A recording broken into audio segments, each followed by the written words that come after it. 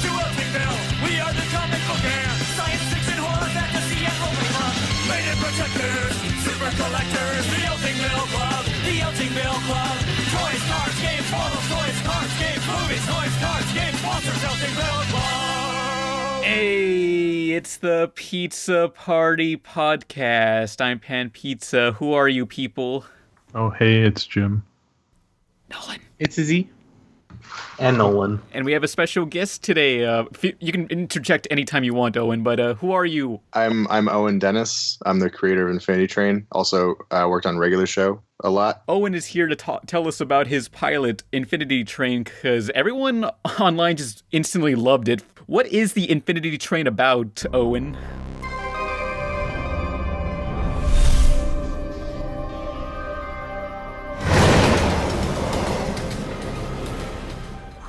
Still on my hand. What does that number mean, Miss Tulip? I've been trapped on this train for a week. You've been here your whole life. I should be asking you. In that case, it will remain an endless search devoid of all meaning. It's about a girl on an infinite train, and she's trying to get to the front of the train, and she has a number on her hand. She doesn't know what it's about. And each train car has a different, world inside of it, and different puzzles, and different people, and stuff like that. And that's the basic outline of the show. If the train has a front to it, is it really infinite? That is a good question. Pan, you ruined it.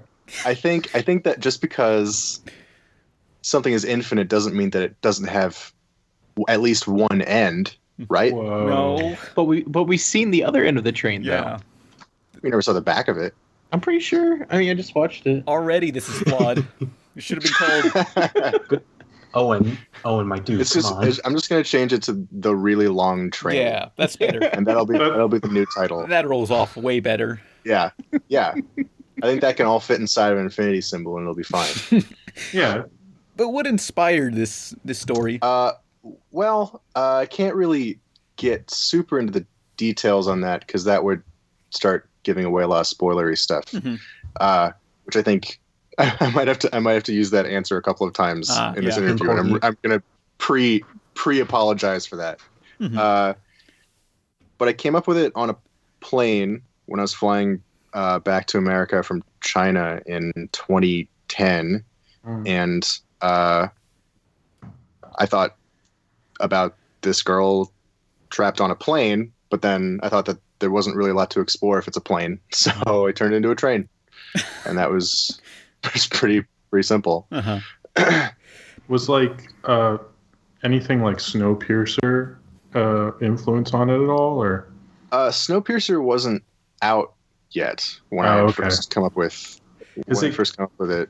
Go ahead. I mean, the idea of it sort of reminds me of, I don't know if you saw that movie Cube from the 90s. Oh, Cube? Cube, yeah. Oh yeah, I love Cube. Because that whole idea of you're the infinite, you don't know how long it's going to be, but you're trapped in this place and stuff. No, Cube's an awesome movie. Yeah, Cube's great. Cube, and then what's the sequel? Cube Zero, I think. Was the second one? I think it's something like that. I didn't see the second. It's not Cube Square. Yeah. Yeah. I don't think it is. Is it Cube? No, I think because if there's a third one, I think that one's then Cubed or something. I don't remember. Yeah, it's something like that. Cube times 2. So much potential. Yeah. I don't. I mean, I've always been kind of into that stuff. Like when I was a kid, I really liked Doctor Who. I was really into Doctor Who when I was 5 and 6, and nobody had classic Who.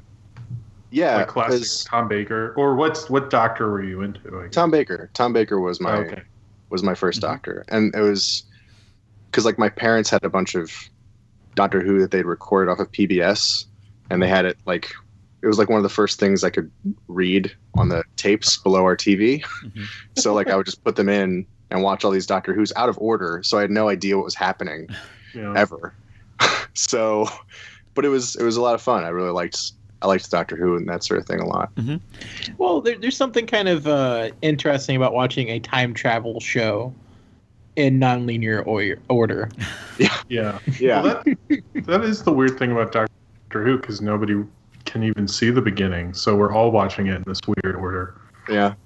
It's also kind of funny because when I started trying to watch some of the new Doctor Who, my initial reaction was oh, that's weird. Why is it taking place right now. That's so strange. Doctor Who takes place in like the 1970s or whatever, not realizing like, yeah, it always takes place right now. It's just been going on for 1,000 years.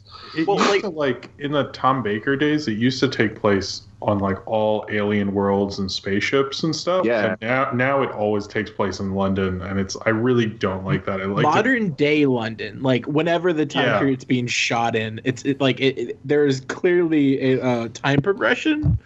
Yeah. Well, yeah, that's one of those things where it's like, what do you have the budget for? You can spend the budget on a bunch of aliens or like go outside.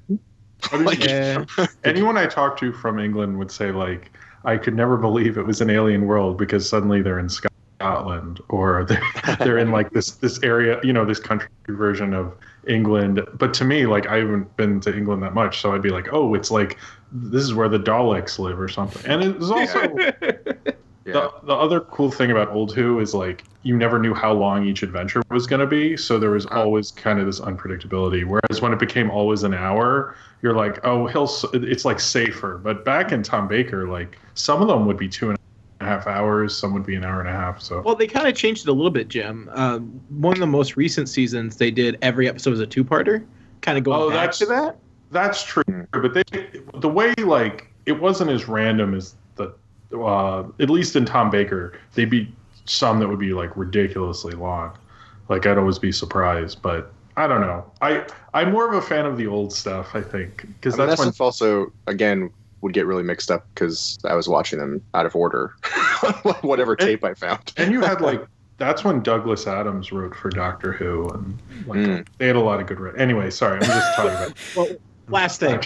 Oh my God, I really would throw out is that like old school Doctor Who at least was kind of cool with their companions and such, because like at one point he had like a robot dog, he had a Time Lord. Yeah.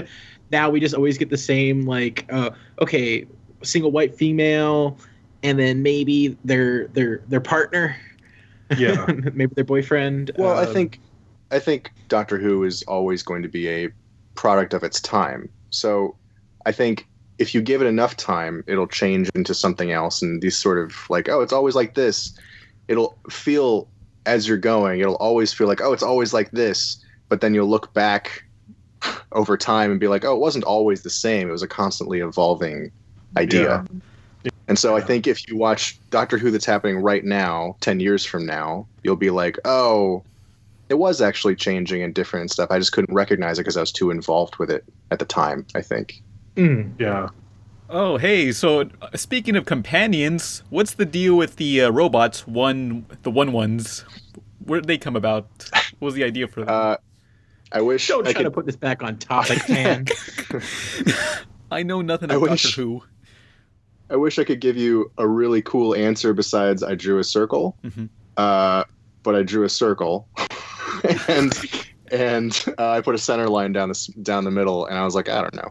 Basically, what happens is if you're making a show about one person, that person needs to have somebody to talk to. Yeah. Like otherwise you're going to have a show where a person is talking out loud to themselves all the time, which is weird. Kind of like the Coraline movie, how they added YB so Coraline doesn't talk to herself all the time. Or like Tangled, because Rapunzel, up until like 2/3 into production, she literally had the Pascal the lizard was not a character. So like they talked about her drawing faces on random objects. She was a straight up crazy person earlier. Yeah, but then adding a mascot or a small creature that they can talk to and bounce ideas off of, it makes them so less crazy. Mm-hmm. Yeah. So basically, that's how 1/1 started forming, and the split thing happened because, I made him, and he was just the happy side, and I was like, well, I've seen that 1,000 times, haven't we? Like I've seen that a lot. Yeah. So I was like, well, it should have something else. What's the opposite of that? I don't know, super sad. And then that's how it sort of came about, which is again. All this stuff is very utilitarian in nature, how it was developed. Yeah. But what was the pitching process? Well, what had been going on back then? Toby Jones, my writing partner on Regular Show at the time, he had made AJ's Infinite Summer, and then various people had started making pilots, and I was going like, I feel like I could probably make a pilot. I could probably do something like that by now. So I had a couple of ideas. I wasn't sure which one I wanted to do. I had one that was based on Galactaron, which is like my band, my alien animated band that I had at the time or before that. And I had Infinity Train, and I wasn't sure what to do with them. So I went and I pitched them. I went and I told the development executives that I had these like 2 different ideas, and they were sort of like, oh, okay, well, come back to us with them a little further developed and we'll figure out what we can do. And so I sat in my room thinking about them for hours on a weekend, and then figured out that I should probably just pitch one thing, and went with Infinity Train because it was the one that felt, at the time, I felt the least attached to. So if executives or if anybody was like, oh, change this, change that, change this, I'd be like, okay, whatever, So it was a lot easier when people would give me notes for me to change things here and there because I wasn't super attached to it. Now I'm extremely attached to it, obviously. but at the time, when it was very early on, I was a lot more loose with it. And so, let's see, the pitching process. Can I bounce on that? Yeah. Okay, so because you mentioned you weren't very attached to it, is that sounds like a somewhat healthy attitude to go towards pet projects? Because like I know that like a lot of times when you pitch something, it's very rare that your initial idea and then what gets put on the screen is the same. Like usually there's some kind of change through a creative think tank or just executives, liking to put their hands into things. Well, it's not so much that they want to put their hands, like they want it to be the best thing it can be, like they're putting millions of dollars into your project, right? Mm-hmm. They don't want it to suck. So they everything that they do is intending to make it better and try to help it to be the best thing it can be. But yes, things do change a lot. Often because you find out that your idea, it wasn't actually that good. Like there was a kernel of something there, mm-hmm. But then you find out, well, actually, like this character sort of sucks, and this character is not really much going on there, or like whatever. And you find out over time, oh, I should change these things, and you do. So if you're super attached to them, again, it makes things much harder mm-hmm. to change. Well, because I've had a couple of friends that have pitched shows and such. And mm-hmm. They kind of like warned me of like being too attached to things to the point of like if you show too much development in the pitch, mm-hmm. it might if you show so much of a baby pet project that doesn't sound like you want to change things, executives might not be as interested in working with you. Mm-hmm. Have you ever like run across that? Well, one of the theories that I also sort of abide by is that you're working with the executives. So if you come to them with a finished product, you're not really working with them. You're telling them, this is what I'm going to make. Like, this is the thing. And, the executives are humans. Like, we're all a bunch of people, and we want to care about the thing that we're making and feel involved in it somehow. So if you come to somebody with a completely finished thing, it's a little alienating, So it's good to have some leeway there so that they as people can get involved, and you're going to be working with them for a year or 2 or 3 or 8 or whatever. So it's a big group project. There's so many people that get involved that if you get so super attached to one thing, it's not gonna fly in a group atmosphere. Mm-hmm. Definitely. But can you say any major changes that went from start to finish, like before the pilot? Oh, well, like the number on her hand, I didn't originally have that. Mm. That was a executive note, was that like they said that they didn't feel like there was enough of a push for her to move forward on the train. And so they're like, could there be something that like sort of propels that? And I was like, okay. I came up with the number on my hand. She's on a train. She wants to get off. That should be enough push. Yeah. Well, but if there wasn't enough of a reason for her to like, well, why doesn't she just stay in one car that's the ideal car? Or like, why doesn't you know, she could stop at any moment and just wait for the train to stop or something, like anything. So there's got to be something to like propel her forward, an external pressure. That's not just an internal pressure, but next you need both forces to move a story along. But obviously you can't say how she got on the train or how she met these robots, right? No, I can't. Yeah, sorry. That's what a lot of people ask, and like you can't ask that. That's a spoiler. But that's big time. Can't do that one. But why a girl main character is one thing a lot of people ask. Yeah, that's an odd question. Because I don't know, why not? Like, yeah. I mean, isn't everybody bored with boys? Because I am.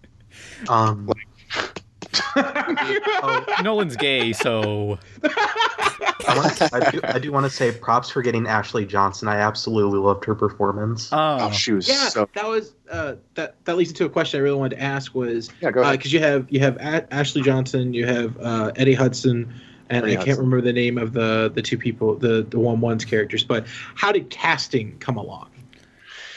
Okay, so casting.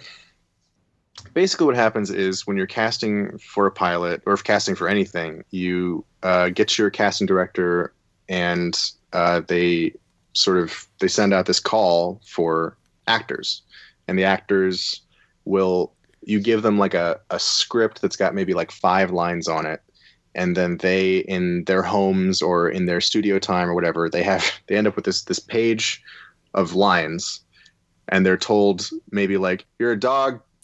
Say these lines. And then that's what they do. And they have like no direction or anything.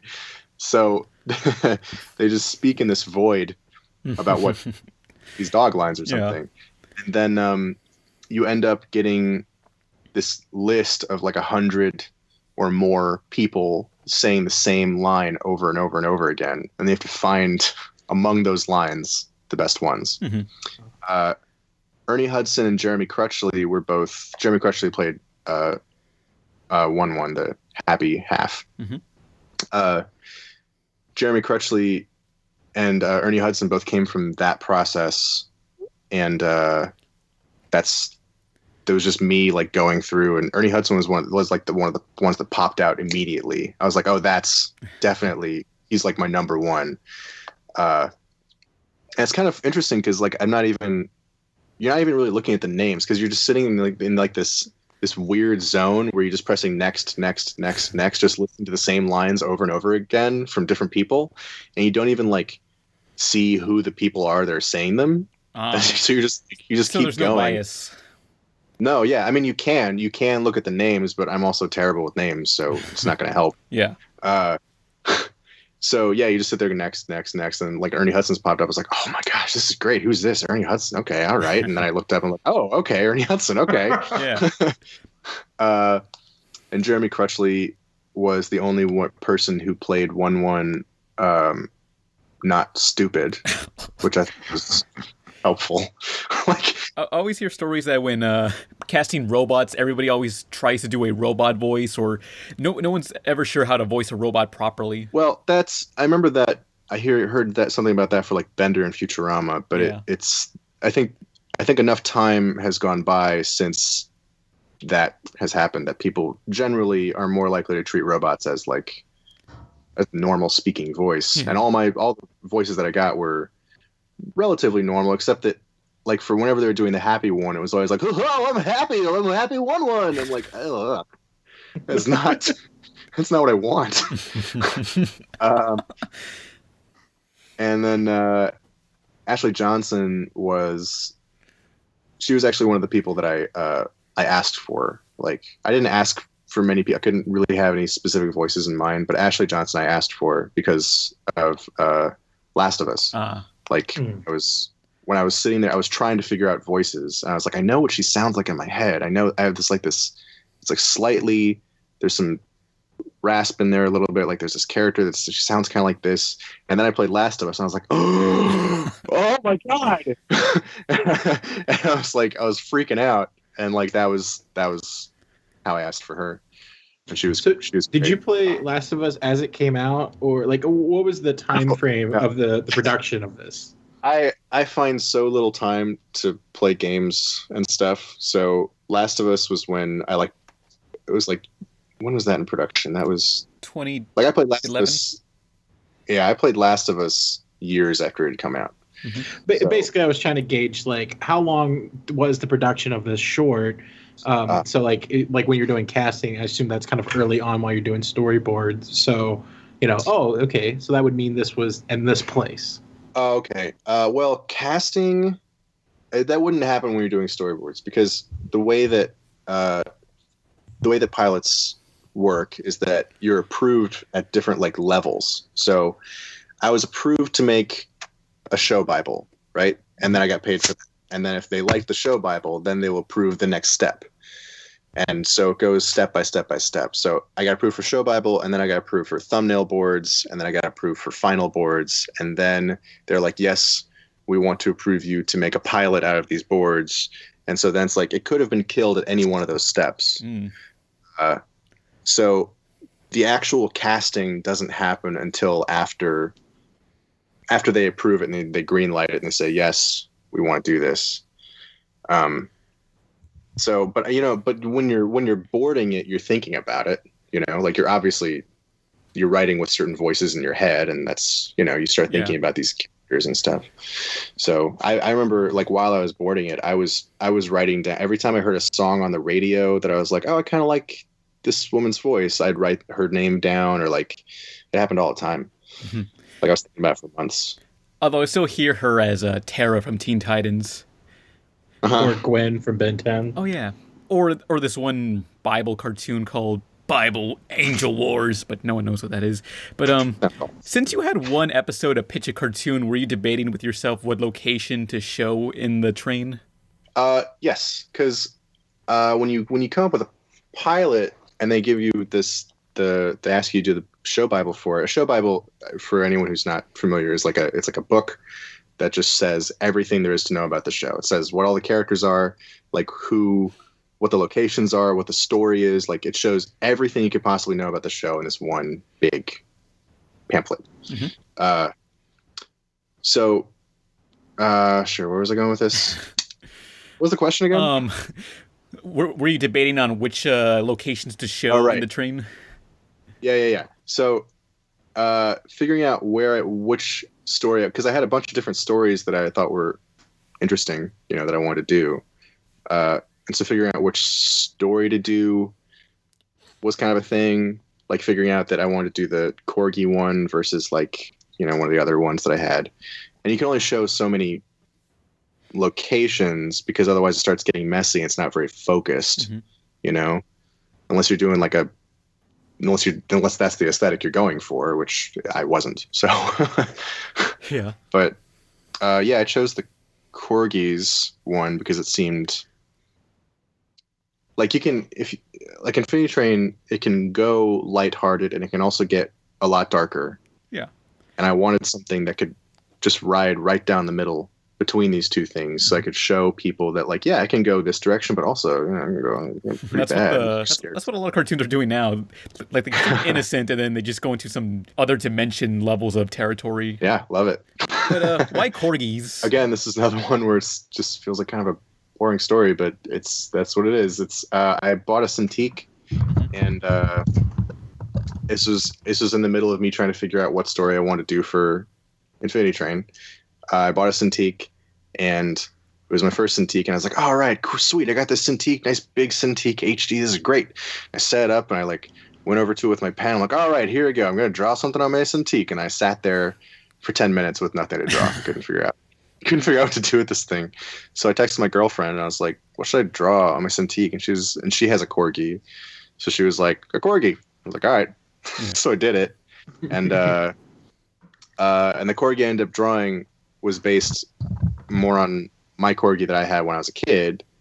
And so I was like, oh, well, that's kind of fun. And I remembered how much I liked my Corgi. And so I decided to do it that way. I am Atticus, king and uniter of the Cardigans and the Pembrokes. I extend to you my greetings. Hi, I'm Tulip. I like books. Welcome, Tulip the Literate, to Corginia! the Korgi character, I've seen a lot of popularity out of it. So I'm kind of curious about like, because I think a lot of people are kind of hoping that he becomes part of the group. But it didn't, like, story wise, it didn't. I don't know if that's necessarily where it goes, and I'm sure this is probably one of those can't tell you spoilers. But like, did you ever have a decision made if he was going to join the group, and has the fan reaction if the story continues? Would you incorporate him into the main group after seeing so many people so excited about him? Well, I don't make choices like that based on fan reaction. If I did do that, it would just be a mess. Like, if you make any sort of choices based on fan reactions, you would end up just making the same story over and over again, and it wouldn't work. It wouldn't work. But that said, Atticus was extremely fun to write. So it'd be hard to say no, Atticus can't be in further journeys. Yeah. And also, Ernie Hudson's my favorite Ghostbuster. Yeah. So also Ernie Hudson is like the nicest man. He's so easy to get along with. He's a dream. Some props to you, sir, because like I showed that short whenever like a new short comes out. I teach 2D animation here in Indiana. And I was like, oh, hey, here's some inspiration. Let's watch this thing. New short came out. I really enjoyed it. And just so you know, every single, like, the Korgi joke that got the biggest laugh was the one where it's like, do you want to go outside? Are you sure? Are you sure? As well as the picking up thing, like the entire classroom laughed. So props to you. That's great. I really appreciate that. Like, it's sort of like, I have this thing where I watch reaction videos to Infinity Train. Like, I've never been interested in reaction videos. I was out there kind of like, I don't care. I don't watch someone else react to something. But then because it's the thing that I made, I'm much more like, oh, what did they laugh at? Oh, they laughed at that. Oh, he has no reaction to that. That's interesting. And you start like super over-analyzing everything. It was kind of fun. But how did you respond to all the views online and how there's all these analysis videos popping up for one pilot episode? I love it. Mostly, I'm just grateful. Like, I didn't expect this amount of love for it. I was seriously expecting, like, after a week or maybe two to get like 50,000 views, and like that was it. And then I would just be like, okay, well, there it is, you know. But it's really nice because you spend so much time like up in your own head trying to figure out like, is this good? I think so. I don't know. And you just like, people like when you're in charge of it, they go like, do you want the background to look like this? Do you want the character to look like this? Do you want the joke to be like this? And you do all this stuff and you keep on to be like, yes, no, yeah, no. And you just have to guide yourself based on nothing, you know, just based on what you think maybe it should be like. And then when it finally goes online and other people are reacting to it the way that you were hoping they would feel, it feels very nice. It's so satisfying, and I just feel overwhelmed and happy. Yeah. But as for the near the end of the pilot, how complicated was it to animate that one tentacle monster? Because I know you made a big blog post explaining the huge process of it. Well, first off, I think when you sent me some of these questions beforehand, I think the question in the email actually says, how complicated was it to animate the individual testicles on the monster? No. Did I? Oh. Oh, no. So I'll talk about that. First off, it's sort of like they're heavy and they swing around a lot. So you have to make sure that when you animate it, it's sort of like two clementines in a plastic bag, you know? So you have to make sure it's got a lot of secondary motion, stuff like that. I'm going to check that email, and I'm going to see if I really did send that, or you're just lying. You did. It's really funny. So, that particular character, because actually jumping back to Doctor Who, when the mask is removed, it's got flaming gears. Was that inspired at all by the girl in the fireplace? The mechanical monsters from there? I don't know what you're referencing, so I guess not. Go Go ahead. In Doctor Who, there's an episode with the David Tennant era where like there's a ship that's connected to France, and there's the mechanics or like these robots that have like mask on, but when you take off the mask, they're nothing but gears. Oh, was that the one that was like they had it was like what were they? They were like mechanical people or something. I feel like I know the one you're talking about. Well, but no, it wasn't. but yeah, I know the episode you're talking about. I think. No, it was based on nothing super strong. It's like anything. It's an amalgamation of whatever it is that you're thinking of at the time. Like, I thought of the Steward when I was driving through Yosemite, and I was listening to My Friend Dario by Vitalik, or Vitalik. I don't know how to pronounce it, but yeah, that's what I thought of when I was listening to a song. So that's what popped up, and the insides of it were like, because I felt like there should be something horrifying under there in some way, So that's what ended up being there. If you did you? Sorry, I know we got into the jokes about the testicles, but is there? I checked the email. Yep, I really did send that in. Whoops. I don't know.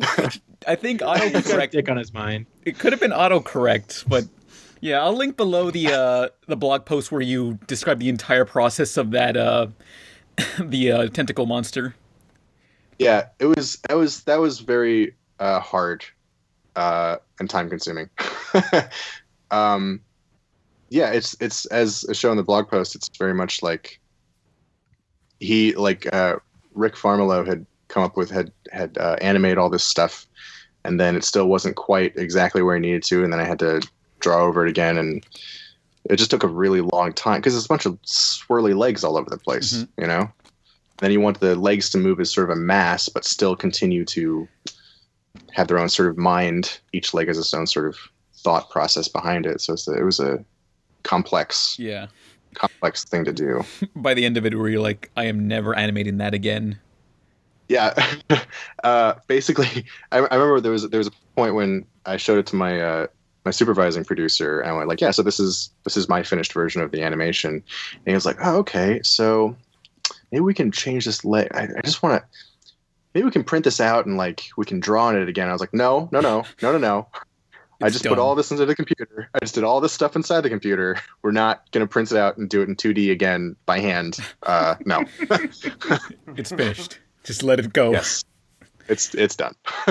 Okay, but a lot of people are comparing Infinity Train to this one episode of Adventure Time with a similar premise. Did that have anything to do with this?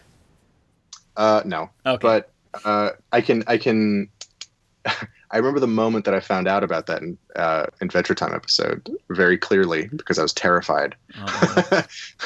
Which was I was talking to Cole Sanchez, who works on Adventure Time, and he came up to my office and I was like, yeah, man, check out this thing I'm working on. It's called Infinity Train. He goes, ooh, Infinity Train. And I was like, what's up? I was like, well, we just made an episode on Adventure Time that was had a train on it that like spun in a circle and had a bunch of infinity symbols on it. I was like, no, you didn't.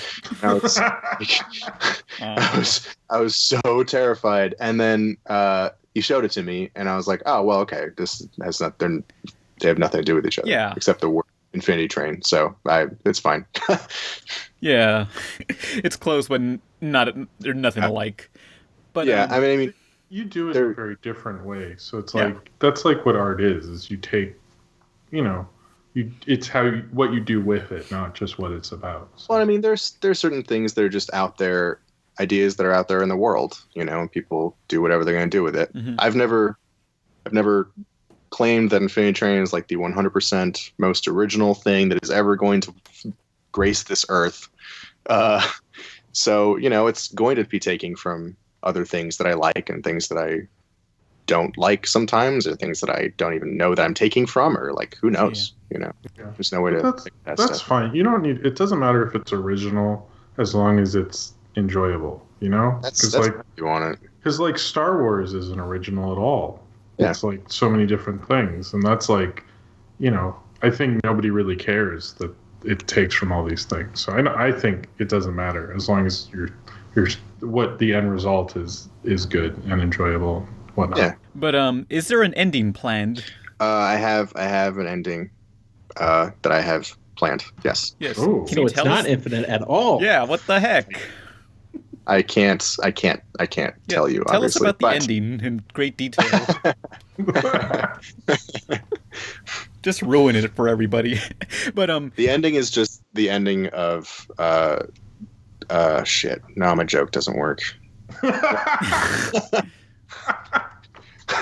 Well, this is how jokes work. Sometimes you start not so infinite, is it now? It all ends. Sometimes you start going with a joke and you're like, yeah, this is gonna. Oh no, I didn't figure out a punchline. Well. But if it gets greenlit, what can we expect? You can expect me not to tell anybody because I wouldn't be allowed to until it was announced publicly by Cartoon Network. Yeah. If it was greenlit, you can expect that I would start staffing up, and then my life would become hell for a while, probably. Okay. But trying to make cool stuff. All right, but the last few questions not related to Infinite Train, but how did you get to work on regular show? That is so. What happened was Toby started working on regular show because he answered some tweet or something through that JG had put out. Mm-hmm. Toby was my roommate in freshman year of college, and then I was living in China. And I was a teacher over there for 3 years, and I was like, I think I'm probably ready to move back to the U.S. So I decided to put out some feelers to people, being like, hey, I'm going to move back to the U.S. Anybody have anything some sort of inkling of what I could do for a job? I was thinking I want to go into animation again, but I don't know. My plan was like live in a car until I get a job. But Toby was like, I think we might be looking for a new board artist on regular show. I'll send you the test. And I took the test, and JG liked the test, which was crazy to me because I was like writing it all in a void in China. Like I had no one to bounce my jokes off of, so I was just like, I think this is funny. I don't know, and I sent it off. You were just in a room full of storyboards, laughing to yourself. Yeah, I was in a deep dark dungeon with no windows, just drawing jokes and lollipops. You were just showing it to like stuffed animals, hoping they will laugh. Yeah. And they didn't, which is why it was so hard to figure out what was funny and not. Oh. But what did you study? I studied animation. I went to school. I went to the Minneapolis College of Art and Design, and I studied animation. That was my major. Okay. And I think the final question is, what were your favorite cartoons growing up? I think if you name like normal cartoons that kids watched in the early 90s, those are probably the cartoons. So that would be like Ninja Turtles or that would move into like Rugrats, and I liked Powerpuff Girls and Courage and stuff like that. Yeah. But the cartoons that I watched don't really have as big of an influence on my work now, because I didn't really get into 2D cartoons and stuff until like college. Yeah.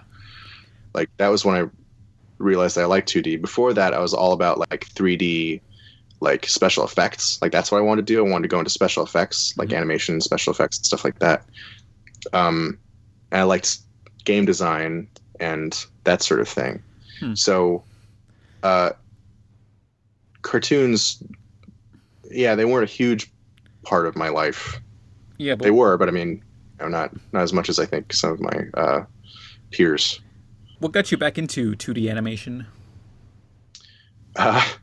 Well, actually, it was Julia Vickerman. If you don't know, Julia.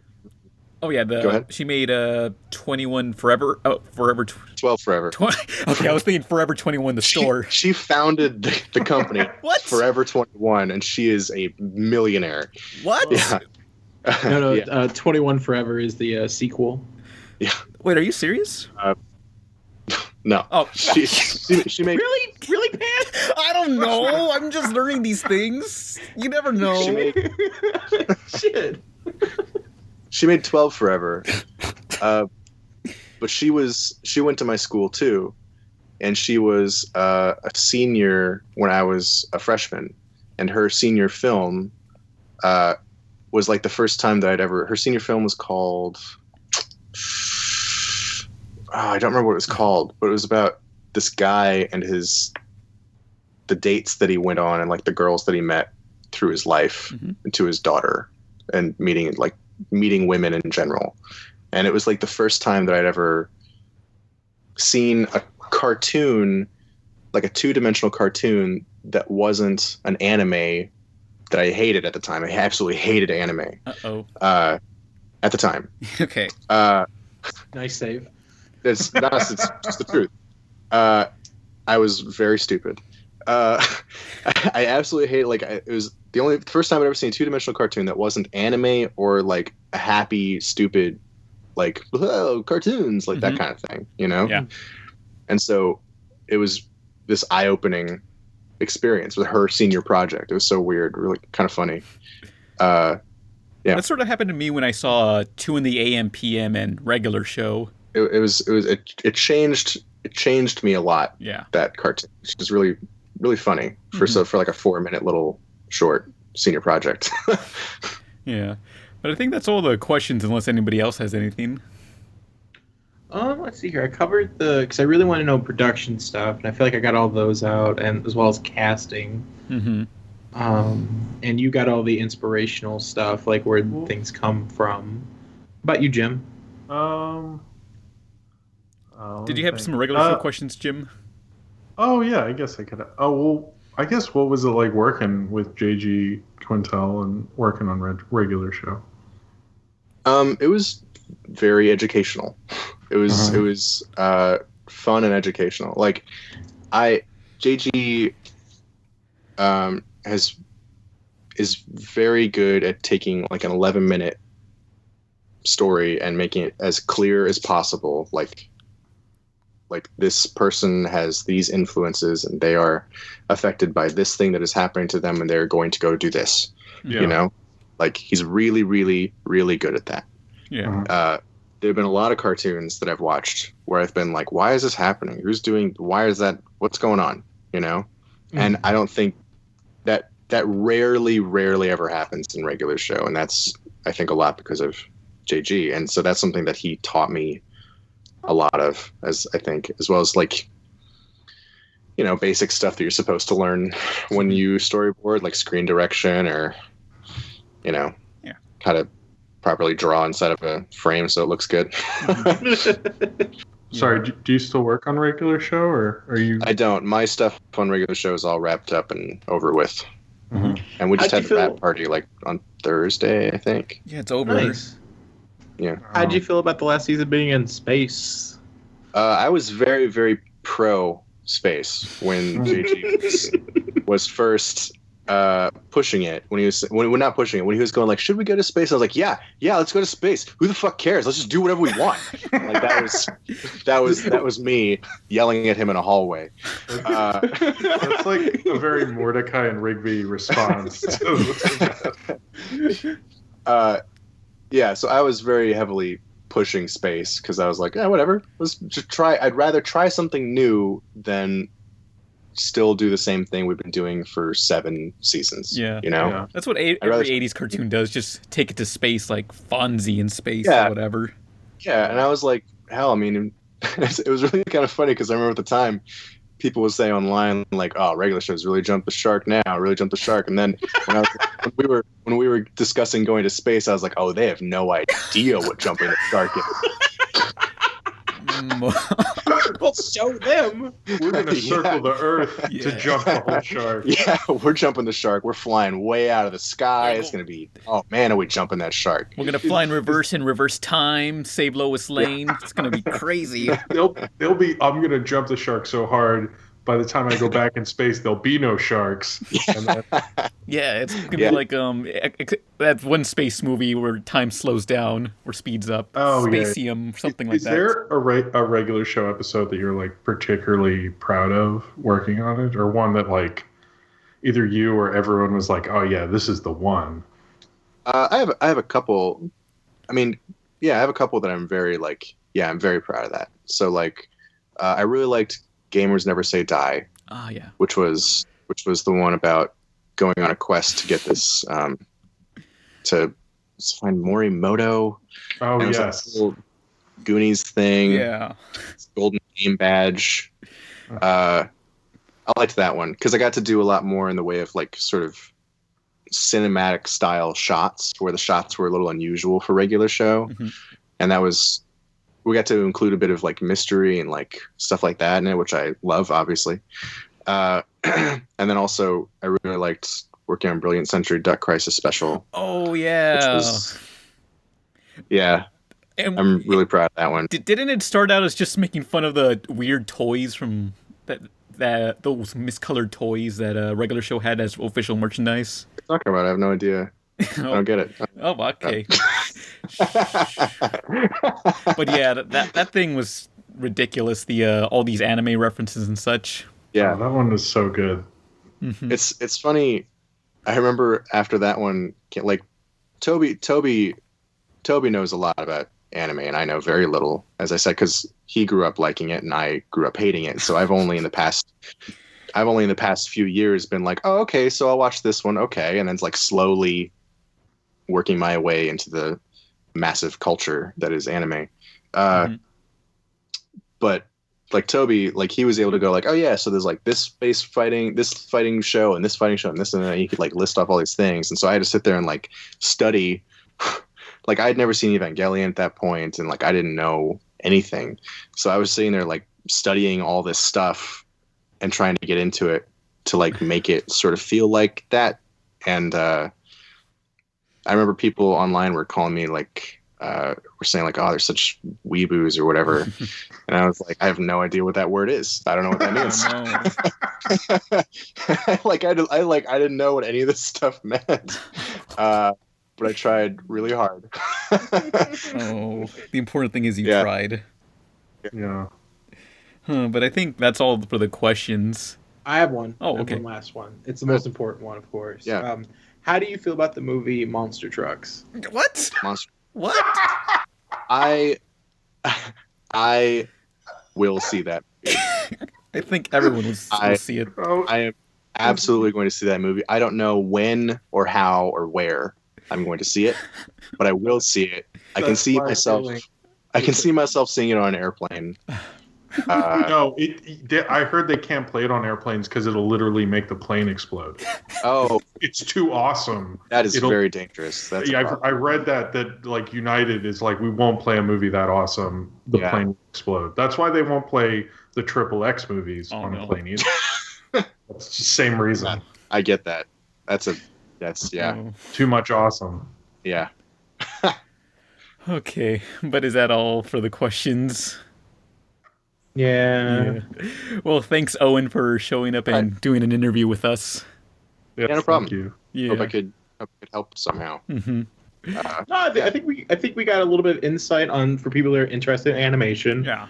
People are curious about your story. I think just knowing like I said, a lot of people are really excited about the Korgi character. So knowing that you're like, hey, I wouldn't mind bringing them back. It's like, oh, cool. Yeah. Like an avatar of you. Avatar of me. I guess Korgi. Whatever you want. You could go with I've got the robot looking. Yeah, I've got the robot. I've got the goofy looking one on Twitter where it's like my arms are all crazy looking. Okay. Or like, I don't know. I'll use that. Anything. Yeah. I trust you to figure it out. You'll do. Yeah. This podcast should be up this Tuesday on YouTube. Okay. Yeah. Okay. Mm-hmm. Cool. Well, it was good talking with you guys. Yep. Good talking to you. Definitely. Mm-hmm. Thanks. See ya. Bye. Thank you. Bye. Bye.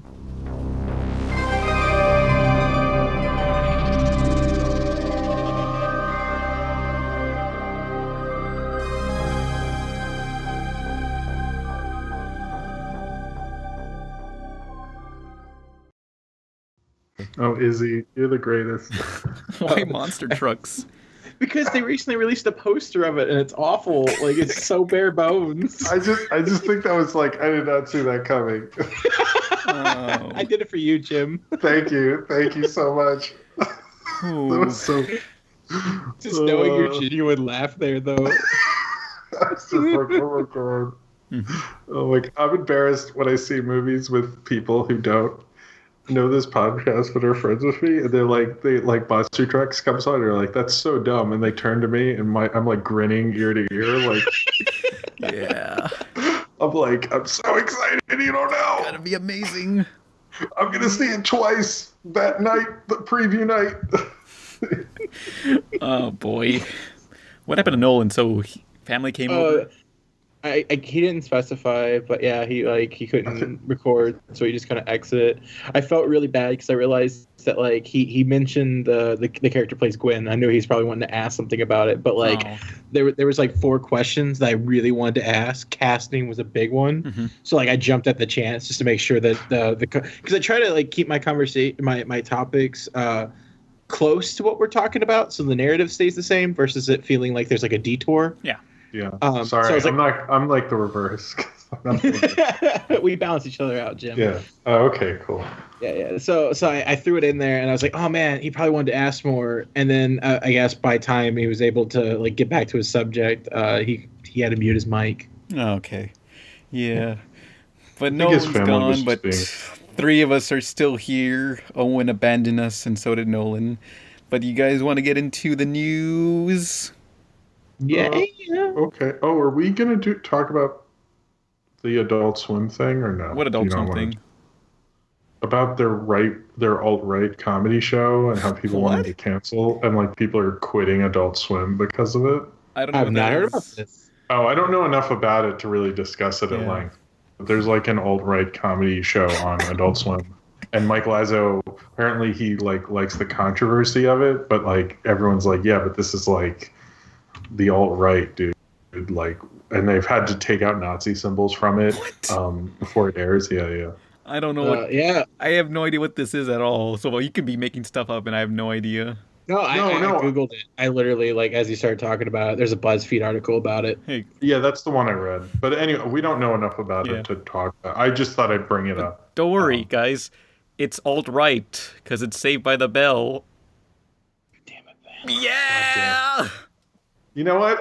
I'm pretty sure someone's made that joke already. I'm not sure if this is going in the podcast or not, but part of me wants it. I'm keeping that shitty pun in. It's alt-right. Because it's Saved by the Bell. Well, that's probably anyone who's in the alt-right is probably like, I like that show, except for Lisa. Oh. And maybe Screech.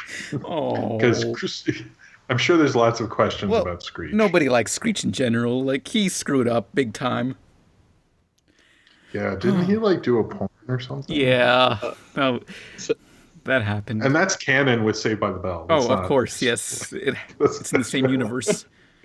By the way, I'm on BuzzFeed right now, like reading that article, and I did the worst thing and scrolled through the comments, and like someone actually refers to BuzzFeed as cuckfeed. Your first mistake was going on BuzzFeed. Yeah, well, I Googled it. I just went like random Google, and that was the first thing that popped up. Boy. You know, there's no real. All the articles about this is, The Atlantic and Business Insider. 20 cartoons that were totally alt-right. I don't even know what this means at all. What is alt-right?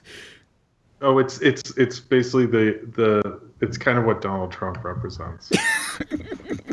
It's like the alternative conservative movement. Boring. So like me and Nolan talked about it, and we never got to Pan. But like I came up with the idea that Pan should not be in the podcast for a little bit because our Donald Trump's the president, so he would be he would be pushed out of the country. So and then you would like come like it'd be like, yeah, he got deported. Nolan's straight now, and I'm pretending to be a guy. To support the American dream, and then like you would just bust in and be like, "No wall can hold me, Mr. Gorbachev, tear down this wall." I do have one more political thing we can move on. Was I kind of really hope that the wall isn't actually a physical wall, and it's just Donald Trump's idea for a reality show where immigrants can do a American Gladiator style sets of challenges for their rights to be a citizen. Sign me up. Well, apparently they even said part of it will be a fence. And I was like, what? This is a ripoff. You build a fucking wall. We get the video on demand version of a wall. Come on. That's what I call fences. Gee whiz.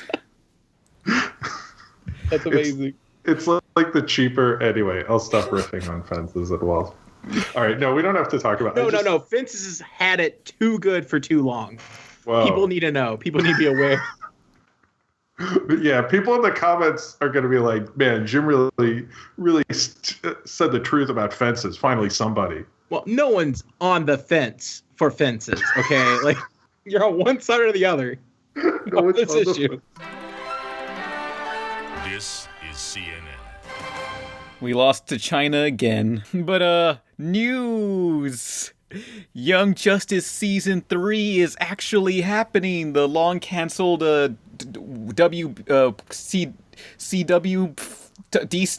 show. I got my acronyms confused. That's all, folks.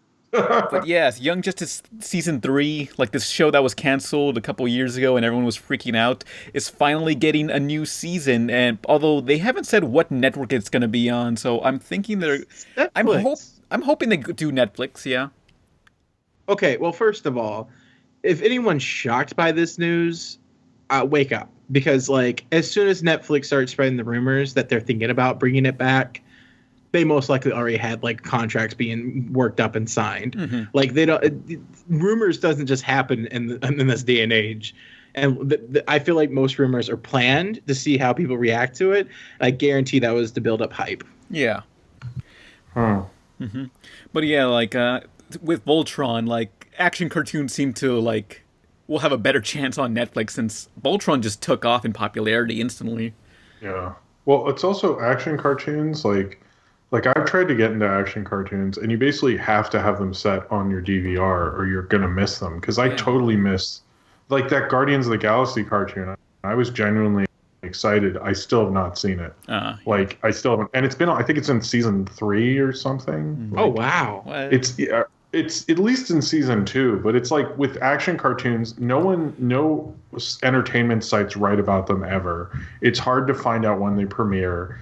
And with Netflix, you can just go, oh, Voltron's on. Oh, cool. But I think a lot of people who would watch like a Guardians of the Galaxy or even that Star Wars show don't, because they don't know when it's on, and it's on a network they never watch. So if you're on Netflix, which you already have and know how to get to and search and everything, it's a lot easier, you know? So I think that's probably why Voltron did so well. It's like I'm invested in Ninja Turtles, that TV show, but I literally don't know when it airs because I don't have TV unless the black nerd does a video review. Then I'm like, all right, cool. Not watching this video, but I'm going to go find this episode. Oh. Yeah. And then I watch it occasionally, the video. They need to respect... we've talked about action shows don't get made as much anymore, but I feel like even when they do, they don't get the respect that they deserve, you know? Mm-hmm. Like, that's been going on. Even Spectacular Spider-Man, like, I still have been telling people about that show who are Spider-Man fans, and they're like, wait, what? And then they'll go watch it. Like, they were so unaware of it. So. Yeah. Oh, I'm super stoked. I have it on Blu-ray. What, like Spectacular? I have that too. It's really cool. So good. Like, really for anyone that's like been like jonesing for like Spider-Man and that Ultimate crap that come out where it's got like Drake Bell, which was a parody of Spider-Man now being Spider-Man, like that's awful. But like Spectacular Spider-Man, while it's a little jarring for art style because a lot of people aren't used to like more less, for a better term, chibi because the heads are bigger. Mm-hmm. But like Spectacular Spider-Man has a more Western look than comic book, like Western animation. But the storytelling, it's Greg Weisman. It's the same guy who does Young Justice, but like Spectacular Spider-Man is just like the cream of the crop when it comes to his work because it just every villain is set up beforehand. Everything's perfectly intertwined. It's just isn't it so good. It's a whole school year, right? Do I have that wrong? Yeah, it's like the changing of seasons. Because Spider-Man is a New York superhero. Like, he's very New York, right? And part of New York is the changing of the seasons and being able to see, like, winter, fall, summer, and all that stuff. And Spider-Man has all that in there, and it feels, like, so cool because you feel like you're progressing through the school year. It's like Harry Potter at Hogwarts or something, you know? Mm-hmm. So I like that. Plus, it has both Gwen Stacy and Mary Jane. So yeah, you don't it does. Have to choose. Yeah, you don't. And Spider-Man has a hard time choosing also. Yeah. Also, the build up with the symbiont suit is so good. Oh no, the symbiont suit stuff is my favorite. I think better than any cartoon or movie has ever done. It's so good, like just remarkable how wonderful. Because without spoiling too much for those who haven't seen it, they bring in the symbiont suit the same time they bring the Sinister Six, and like that fight scene. Look it up on YouTube. It's so good. It is. Oh, that is a great fight scene. The dialogue in that too, like, because I didn't notice it the first time I watched it, and then like going back and rewatching, I'm like, holy crap! There's so many like little signs there. Yeah. Just how they make the black suit more about like kind of addiction and how terrible and creepy it is, which I think even like the third movie or the previous cartoons who did it never really got into that, and they really like did some like deep psychological stuff that was in the comics, but they never got into. I don't know. Spectacular. I know we're like supposed to talk about Young Justice, but Spectacular Spider-Man is just so. So this guy, the guy who did Spectacular Spider-Man, did Young Justice, right? Yes. This is. See, I need to watch Young Justice. I haven't watched it. Young Justice is good, but it's like kind of not good at the same time. Like the first season's super solid, but my biggest issue with Young Justice is that it never gets a status quo, because like they don't add everyone to the team immediately from the first episode. They slowly add people, which is cool. It's organic. It works.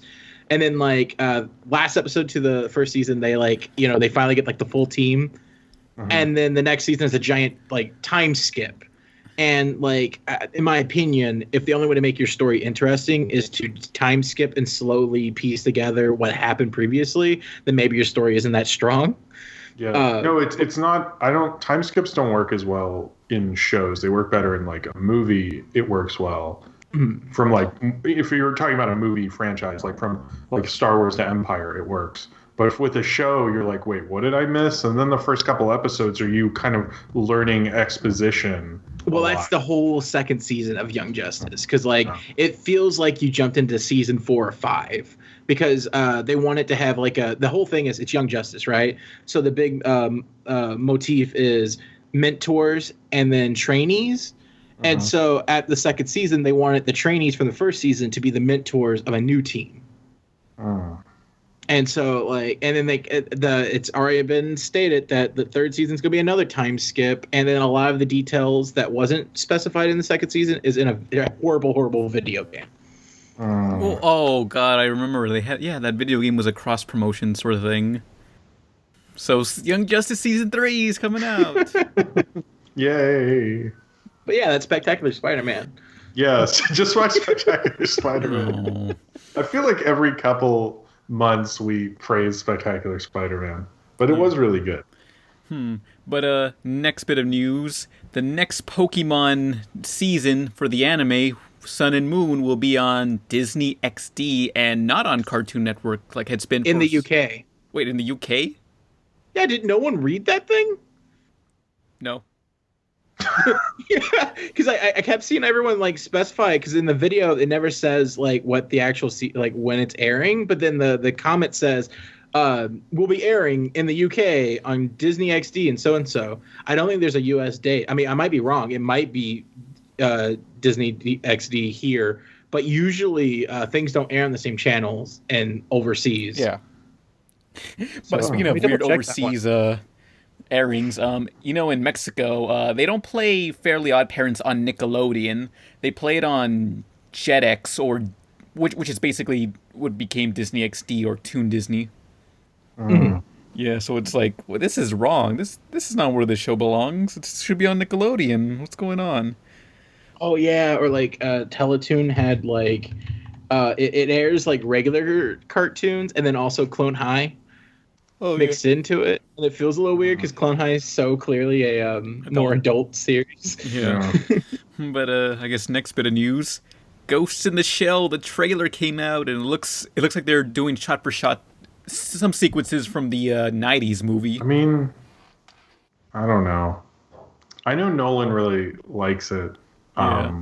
Nolan's our only Ghost in the Shell expert. I mean, I saw the movie because I'm like not really into it, and I couldn't figure out like what my deal was with it, and then I realized that when I saw Ghost in the Shell, the anime, it was the first movie I saw in an art theater with my dad when I was like 11 or something.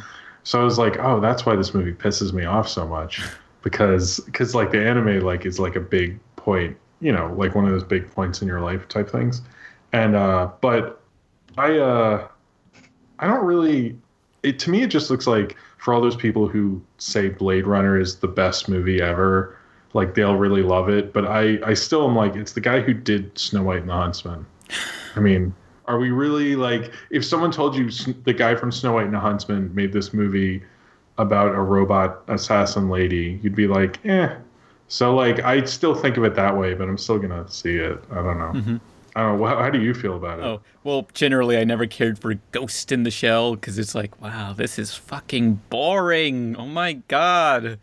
It is like, it does have a huge section that doesn't have action, which is kind of. I noticed even Terminator 2 does that as well. That's like a 90s action thing where like they have a huge section of like character development, and you're like watching them now. You're like, wait, what the hell? This is like. Some acting's going on here. I thought there was going to be more shooting. Yeah. I think it's probably leftover stuff from old Hollywood westerns, because that's what they used to be like. There'd be an early action scene, and then there'd be a showdown at the end or something. So it's kind of like leftover from that, I guess. But I don't know. It was weird because when I saw Fantastic Beasts, we got the Ghost in the Shell trailer, and then right after the Beauty and the Beast trailer, and I was like, are we just going to remake every big 90s animated movie? Like, what's next? Basically. Well, you know what they should do is they should make animated remakes of live action movies. Yeah, I would be more interested in that. Like, if you're gonna do, well, that would kind of are with the Lego movies. Oh, Lego Batman, yeah. Well, Lego Batman, Lego Jurassic World. I saw that on Netflix. I haven't watched it yet. I'm assuming it's a shot-on-shot remake of Jurassic World, but in Legos. Oh, there's a Lego Jurassic World? I didn't realize that. I think Disney should bring back The Black Hole, which is this weird live-action movie they made, like, I think before or a little after Tron, to get in on that Star Wars money. It was what they were trying to do in the early 80s, because they wanted to do Star Wars stuff, because so many of their technicians ended up working on Star Wars because there was no special effects people then. And they were like, hey, what the fuck? Like, how did we lose this? How did we not get... we could make a thing like Star Wars. Why don't we? But they were going to remake Black Hole with the guy who made Tron Legacy. But then what happened with Tron 3 also is Disney has too many projects. And so when they tried to date Tron 3, they're like, oh, this will come out in 2025? And they were like, you know what? Forget it. And they just like, but I know he was attached to do Black Hole. I'm saying it weird. When he did Tron Legacy, but I think when did they buy Marvel? Like around that time? 2012, 13, I don't know. Okay, so I think this is before they bought Marvel, but after they bought Marvel and Lucasfilm, the priority of Black Hole seemed to go away. And then he did Oblivion, the guy who did Tron Legacy. So I don't even think he's at Disney anymore. Yeah. I don't know what happened. I didn't really keep track of the guy who directed Tron Legacy. So. Oh, by the way, I just fact-checked myself, and you're right. Pokemon, the 19th season, Sun and Moon, is airing in Disney XD in the US as well. Oh, no! Yeah. Which, by the way, that was just enough time to let everyone that was going to yell at me for being wrong to go ahead and write it. Now, and then realize I found out. Now we'll see who watched the podcast all the way through before commenting. That's true. I think there'll be somebody. Yeah. But I guess, like, since, I don't know, Cartoon Network just plays Pokemon at, like, 6 a.m., they don't really care. So I guess Disney XD is like, hey, we'll take it, because now they have that and Yokai Watch. Well, Disney might have even given them, because they have that deal with Netflix, and there's always that rumor they're going to buy Netflix. I don't know if that's going to happen. But that Disney might be able to get them a good spot on Netflix through their distribution. I don't know what their deal is. I'm just making shit up, but that could be something. Well, also, there's always these rumors about how Cartoon Network's getting less and less interested in anything that's not comedy-based TV shows. So, like, that's very interesting. Like, it's not shocking that Infinity Train is getting such a well-received reaction when, honestly, without Gravity Falls, there isn't a lot of mystery-based cartoons. Like, because like none of the cartoons right now really have, aside from like Steven Universe, while finding out the lore, none of them have really that like deep connection of like trying to figure out, tuning in each week to find answers, a drive to watch. Besides, it's funny. That was funny. I would watch that show. But Ghost in the Shell, yeah, I guess I'll watch. Well, I'm gonna watch that movie, I guess. I mean, I hope I would like it to be good. Scarlett Johansson. I know that Nolan. Scarlett Johansson gives me a Johansson. That wasn't even that could have been better. Yeah. Try again, Pan. Try again. Damn. You should have been like, she gives my ghost a shell. Oh. Or you would like to put your ghost in her shell. Yeah. Ooh, yes. Good one. Oh boy. But I know Nolan really liked the trailer because apparently he watched it like 20 times. Yeah. Scarlett Johansson is attractive. Awesome. Anyway. But more anime news. Hiyo Myazaki has come out of retirement to make a feature-length film out of the short Borrow the Caterpillar. Yeah, I heard about that. Which I can't wait for Miyazaki to die, and then like 4 years later, a new film comes out. I'm back, guys. I'm like Tupac. How many times he's retired? Like, the first time I saw one of his movies in theaters was Princess Mononoke, and everyone was like, this is the last one. I go, oh man, that sucks. This is really good. Then I saw Spirited Away, and everyone's like, this is the last one. And then he shut up about that for Howl's Moving Castle, probably because that one's not that great. And then when Ponyo came out, he was like, this is the last. It's like, dude, stop. Like, just don't say anything. Just don't say anything. Wait, real quick. You didn't like Howl's Moving Castle, but you liked Ponyo? Yeah, what the fuck? I like, well, okay, Ponyo is not one of my favorites, but I do like, I think I enjoy Ponyo more than Howl's Moving Castle. I've never really liked Howl's Moving Castle, and I've tried to give it a shot a couple times, but I just don't. I've seen and reviewed all his movies, but I just never got why you like Howl's more than Ponyo or something? Or I didn't really like Ponyo, to be honest. I mean, Ponyo is like fun. It's a good like kids movie, But I think Ponyo is like one of those movies that you're like really meant to be really young to watch to truly like enjoy it. Yeah. I just found myself kind of bored with it. Like the animation's really cool, but like I don't know, it felt really didn't feel like there was substance to it. I mean, the biggest problem with Ponyo, I think, is that it doesn't feel like he's doing anything new.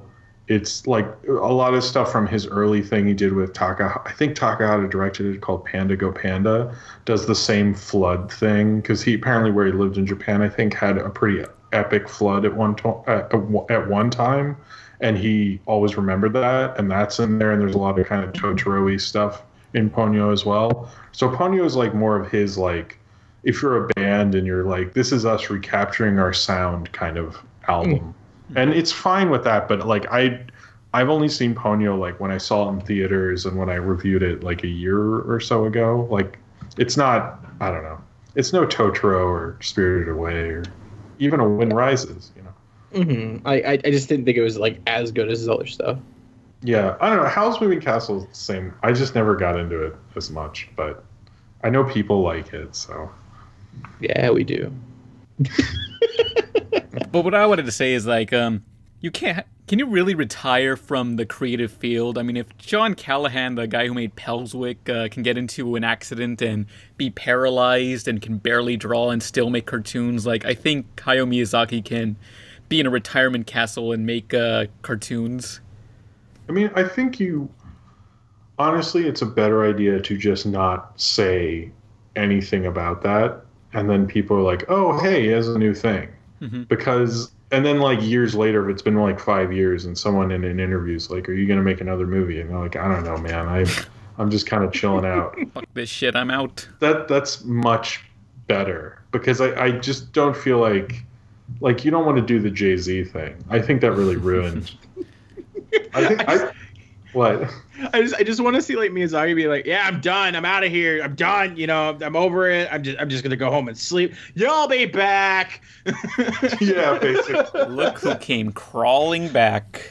See you tomorrow, Miyazaki. Please, I just want to make another film. Please, just give me one more. I bet it's like anime was a mistake. Sitting there and like, you're not going to retire, you dick. And he's like, I hate you, Takahata. I hate you. And he goes, yeah, whatever. I don't give a shit. I'm gonna mess up the studio again with my pals when we get drunk on sake late in the night. Did you see Kingdom of Dreams and Madness? And like Takahata is like barely in it. Like the poster of the movie is like a small sequence. Like Takahata is just like doing his thing, and Miyazaki complains about him a bunch of times. And he's like, one time I came in after he finished, what was it, like Pompoko, and the studio was a mess, papers everywhere. And I imagine Takahata's like, who gives a shit? Let's just make this thing. I'll take 4 years. I don't care. And like, we gotta make the raccoon movie with the balls. Come on. Yeah. He's like, we'll put balls on them. It'll be funny. Don't worry. They'll put it out. I don't care. I'm Takahata. You see Grave of the Fireflies? It's emotionally amazing. Who cares? Whatever. Miyazaki wishes he was as good as me. So Hayao Miyazaki came out of retirement. What a surprise. Yeah. And Takahata has that new movie, The Red Turtle, which I haven't seen yet. With the French studio or something? Or he produced it? I don't know about that. Final bit of news. DreamWorks has delayed the Croods from 2017 to 2017, and then they eventually just canceled it, so Croods 2 not happening. Was anyone upset about that? Well, I loved the first the only Croods movie, but I don't know. Oh, you did? Yeah, I loved. Did anyone else see it? I saw the Croods. Okay. It's by the one guy, because there are these two guys who made Lilo and Stitch and then made the first How to Train Your Dragon, and then one of them went and did the Croods, and the other guy did How to Train Your Dragon too. Oh yeah, I met the guy at Comic-Con who worked on Lilo and Stitch, and he was saying how they didn't use his designs; they hired someone else to basically imitate his designs, or something like that. It was weird. That sucks. Yeah, but I love the Croods, but I don't know about a sequel, since I don't know what they'll do. I guess explore that new land they went to. It's been a long time since I saw the Croods. Well, they have a prequel series right now on Netflix. Yeah. Oh, they do. I mean, this might also be... Well, because Universal bought DreamWorks. So this might be them, like, just kind of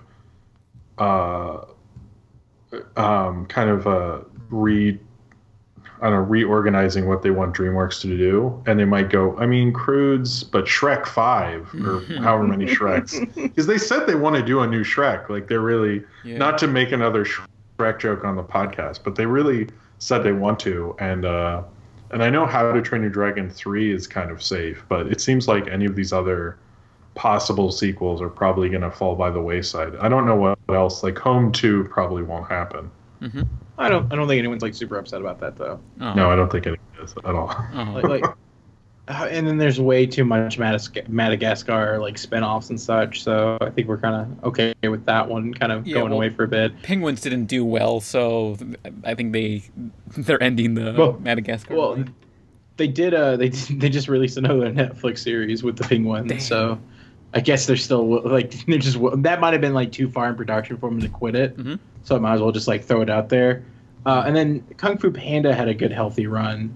I mean, you really can't, like, if they decided to be like, okay, we're done with all the DreamWorks properties, could we really be super upset considering that, like, all of them got some kind of spin-off media?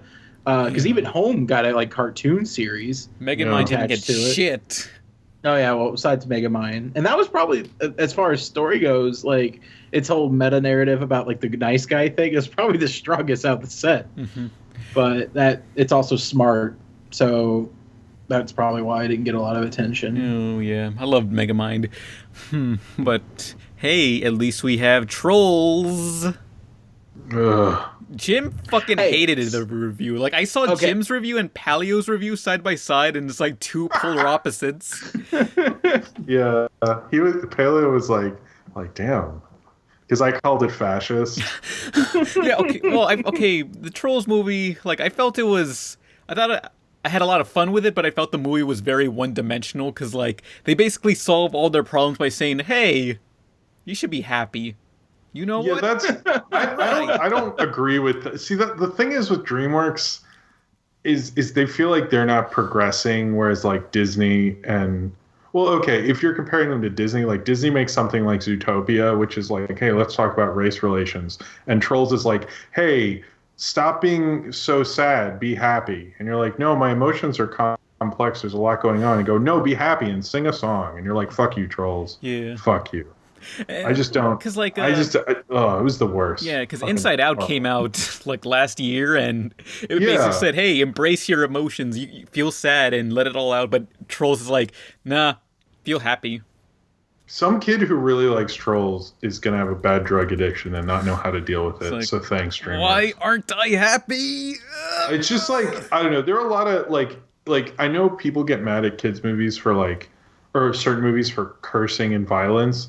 But shouldn't they? When I was watching Trolls, it did occur to me, like, shouldn't you also judge it on the message it's spreading, especially if it's for kids? Shut up, Mr. Renner. I don't know. That's kind of what when I was watching Trolls, since I was really bored, so I was like thinking of like, man, the morals of this movie are probably more dangerous than like any kid seeing like a terrible, like in the long run. Anyway, I'm just saying, I think Trolls is why Trump won, and we all know it. And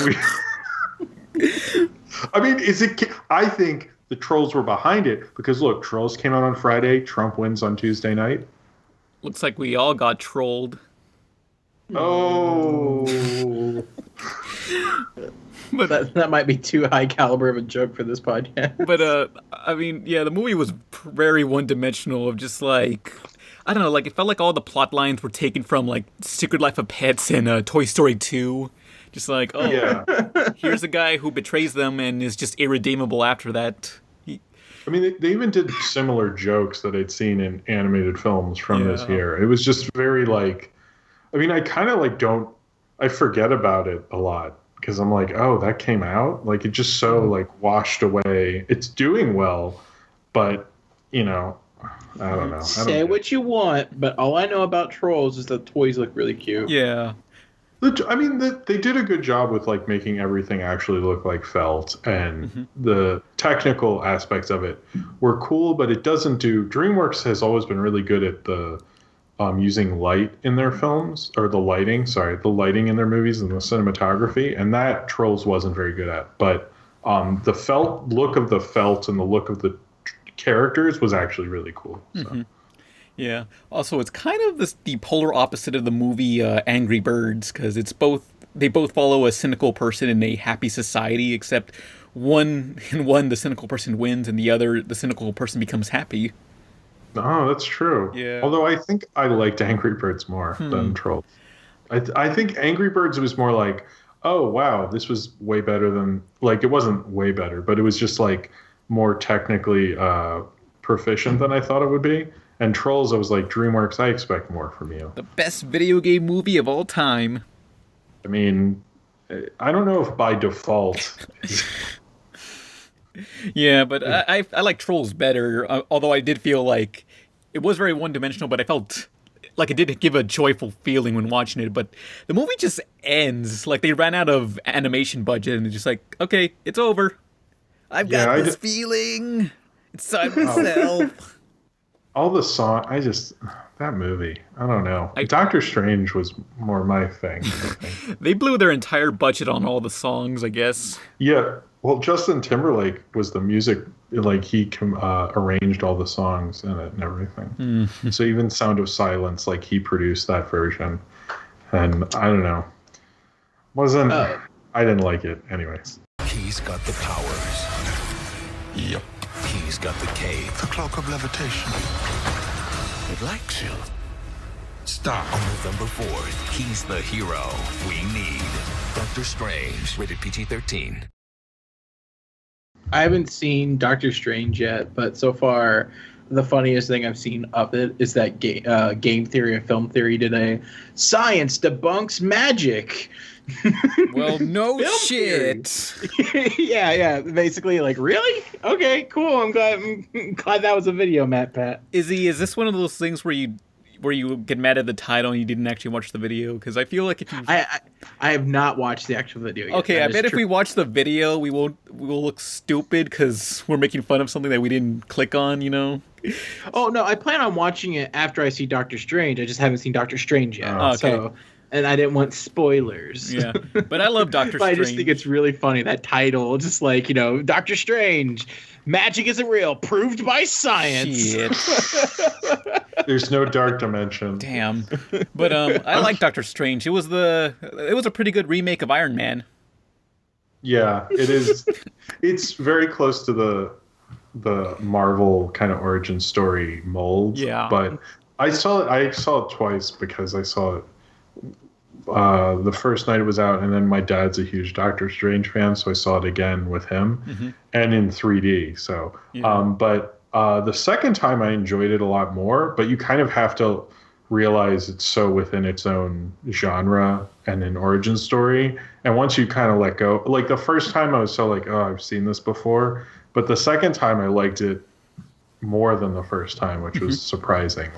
But I love the special effects not to spoil anything, but the best special effects are not in the trailers or the commercials, which is like actually really cool because most of the time the money shot is just all over the ads and you like don't even care when it's on.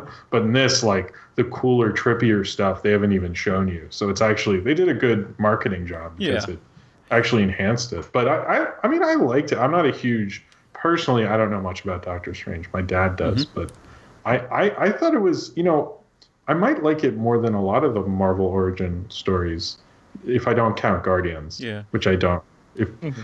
I probably liked it more than Thor and maybe even the first. I liked it more than Ant-Man, I think. Everyone likes anything better than Ant-Man.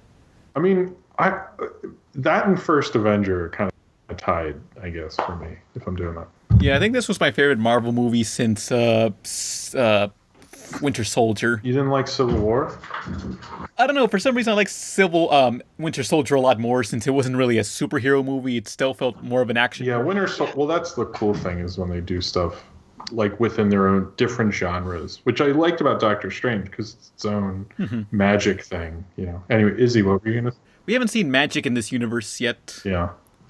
Well, kind of with Thor, there's mythological stuff. Well, this is more like the cosmic dimensional. It gets more into it. Thor's like, I guess, more fantasy, and this is more. It is kind of close to Thor, I guess. Yeah. Wow. That's a good point. One thing I love about Doctor Strange is it's a big budget superhero movie that did not destroy the city at the end of the film. For once, yes. Ooh. I mean, yeah. Well, first of all, spoilers. I haven't seen it yet. Now I know. Now I have no reason to because I only watch these movies for destruction. Yeah. I mean, they did a good job, and I think I don't know. I liked it. I'm curious how they're going to do more of them. But it was interesting. It's probably the most Christopher Nolan influenced Marvel movie with it felt very Batman's Begins, and even his apartment. This is not giving anything away. His apartment looked like a very Chris Nolan-y apartment, even. But I was curious. So Dan Harmon wrote a little bit on it. He did. And I've been wondering what he exactly did, and I thought maybe it's this scene, maybe it's that scene. And then on his podcast, he was like, "Everyone wants to know what I did. All I did is I ate a pizza at Marvel's offices, and I said, yeah, this looks cool." And I was like, oh, "Okay." Oh no! All right. But, well. The only thing I did not like about Doctor Strange is there's one scene where they test him in like a fight or flight situation. And I don't know, they don't show him actually trying and succeeding and celebrating that he actually succeeded at something. They just kind of brush over it. We see it off screen in this sink or swim situation.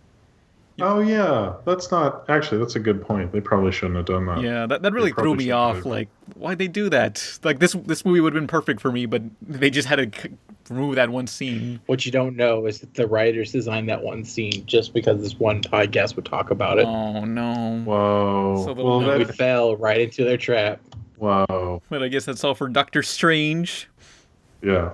Yeah, I guess we can get into the questions. Stop. Doctor Strange, rated PG-13. Questions. If anybody has a question, be sure to start out with the word question so it's easier to find. And our first question, and posted on the YouTube comments of this video, not in my email, this video. Yeah, but our first question is Crazy Spider 17. Question, if you could revive someone from the dead to be on the podcast, who would you revive? Wait, second question. Would they just be alive just through the podcast and they die right after? No. Or are they like alive forever? Or like what's the schematics of this? I mean, I don't know. Oh, that's fucked up now that you mention it. Like, will they go back to hell once they're done with the podcast? Because we can record a never-ending podcast. Whoa. I mean, we could, like someone who's dead, does it either like, you know, Jesus, Hitler, or Tex Avery? You brought me back to life for this shitty-ass podcast. What's a fucking podcast? What's that? Zig Heil! That's also my ideal dinner party is Hitler, Jesus, Tex Avery. Tex Avery doesn't know why he's here. That would be the great, like, there's no way you wouldn't remember that. Like, that would be the most memorable dinner party ever. It was Jesus. I would love to hear Tex Avery being like, so you are, and then, oh wait, Tex Avery would know who Hitler is. I guess Jesus would have to learn who Hitler is, and that would be like a whole thing. Oh man. What food would you have? Tacos? It's a pizza party podcast. Pizza. If they know what pizza is. Well, maybe Jesus wouldn't be into. I mean, would Hitler be into pizza? I'm sure. Okay, first of all, I'm really glad that you chose 3 people because technically, I assume by the rules of this, if the podcast that we choose, we each get to choose one particular person. So we really have to like sit here and figure out the best combination to make it both entertaining and awkward as possible. Okay. 3 to 4. Oh, what about Tom Green? He's dead, right? No, but his career is. Sorry. Too soon. I did that just to make that joke. Oh, I'm sure we could get him on the podcast because he's got nothing. I actually think we could. We should ask. Please, Tom Green. Please be on our shitty podcast. But I don't know. Personally, I would, if I could, just get some sort of dead cartoonist. Possibly one of recent memory, like Dwayne McDuffie, who created Static Shock and produced all the Justice League and pretty much a lot of the DC TV shows in the 90s and 2000s.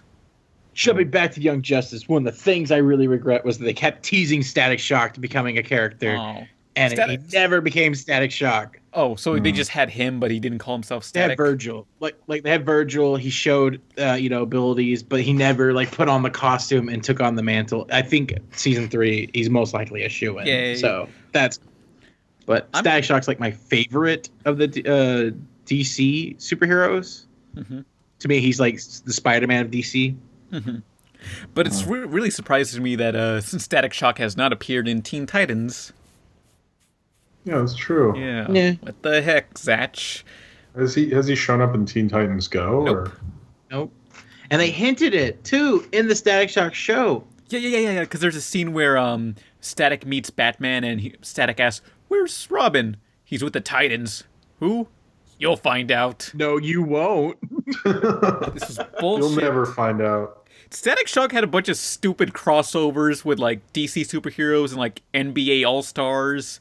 I think NSYNC or Backstreet Boys. I forget which one. Really? I think Lil Bow Wow was in there at some point. Bow Wow? He did the season 3 intro, yeah. Because they had him like in one episode as himself, and then after that he was now in the opening singing I think he now sung the whole song instead. Superhero Static Shock. Static Shock. What?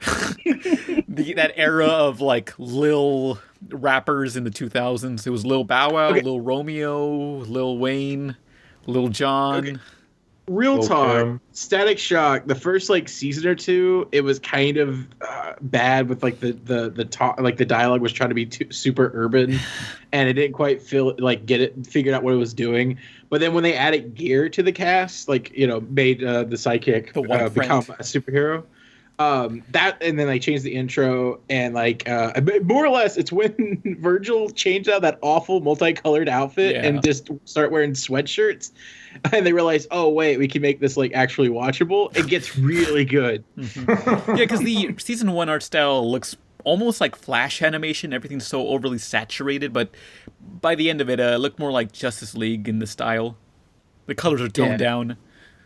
Well, because it's when Virgil started wearing sweatshirts, and when Static started wearing black instead of white. Yeah, well, I guess what they were doing with season 1 is they wanted to make it look like he just got whatever clothes he could find and put it together. That does not explain Virgil's regular day outfit. Yeah, that weird pajama suit was what it looks like. It was awful. Oh, yeah, season 1 looks so ugly. Like, that was the beginning of computer coloring animation in 2D TV animation. People were still learning. Everything was so overly saturated back then. It got so good. Yeah. Sorry. Like, I legitimately have been, like, really kind of thinking about wanting to rewatch Static Shock, because it really was a big cartoon for me when I was growing up.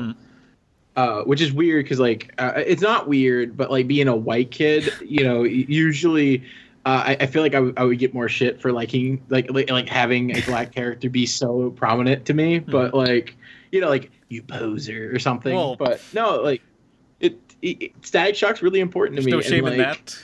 Yeah, I think it's awesome. So I'm super, like, to see him, like, back in Young Justice would be really cool. And just in general, I would love to see him more prominent again, you know?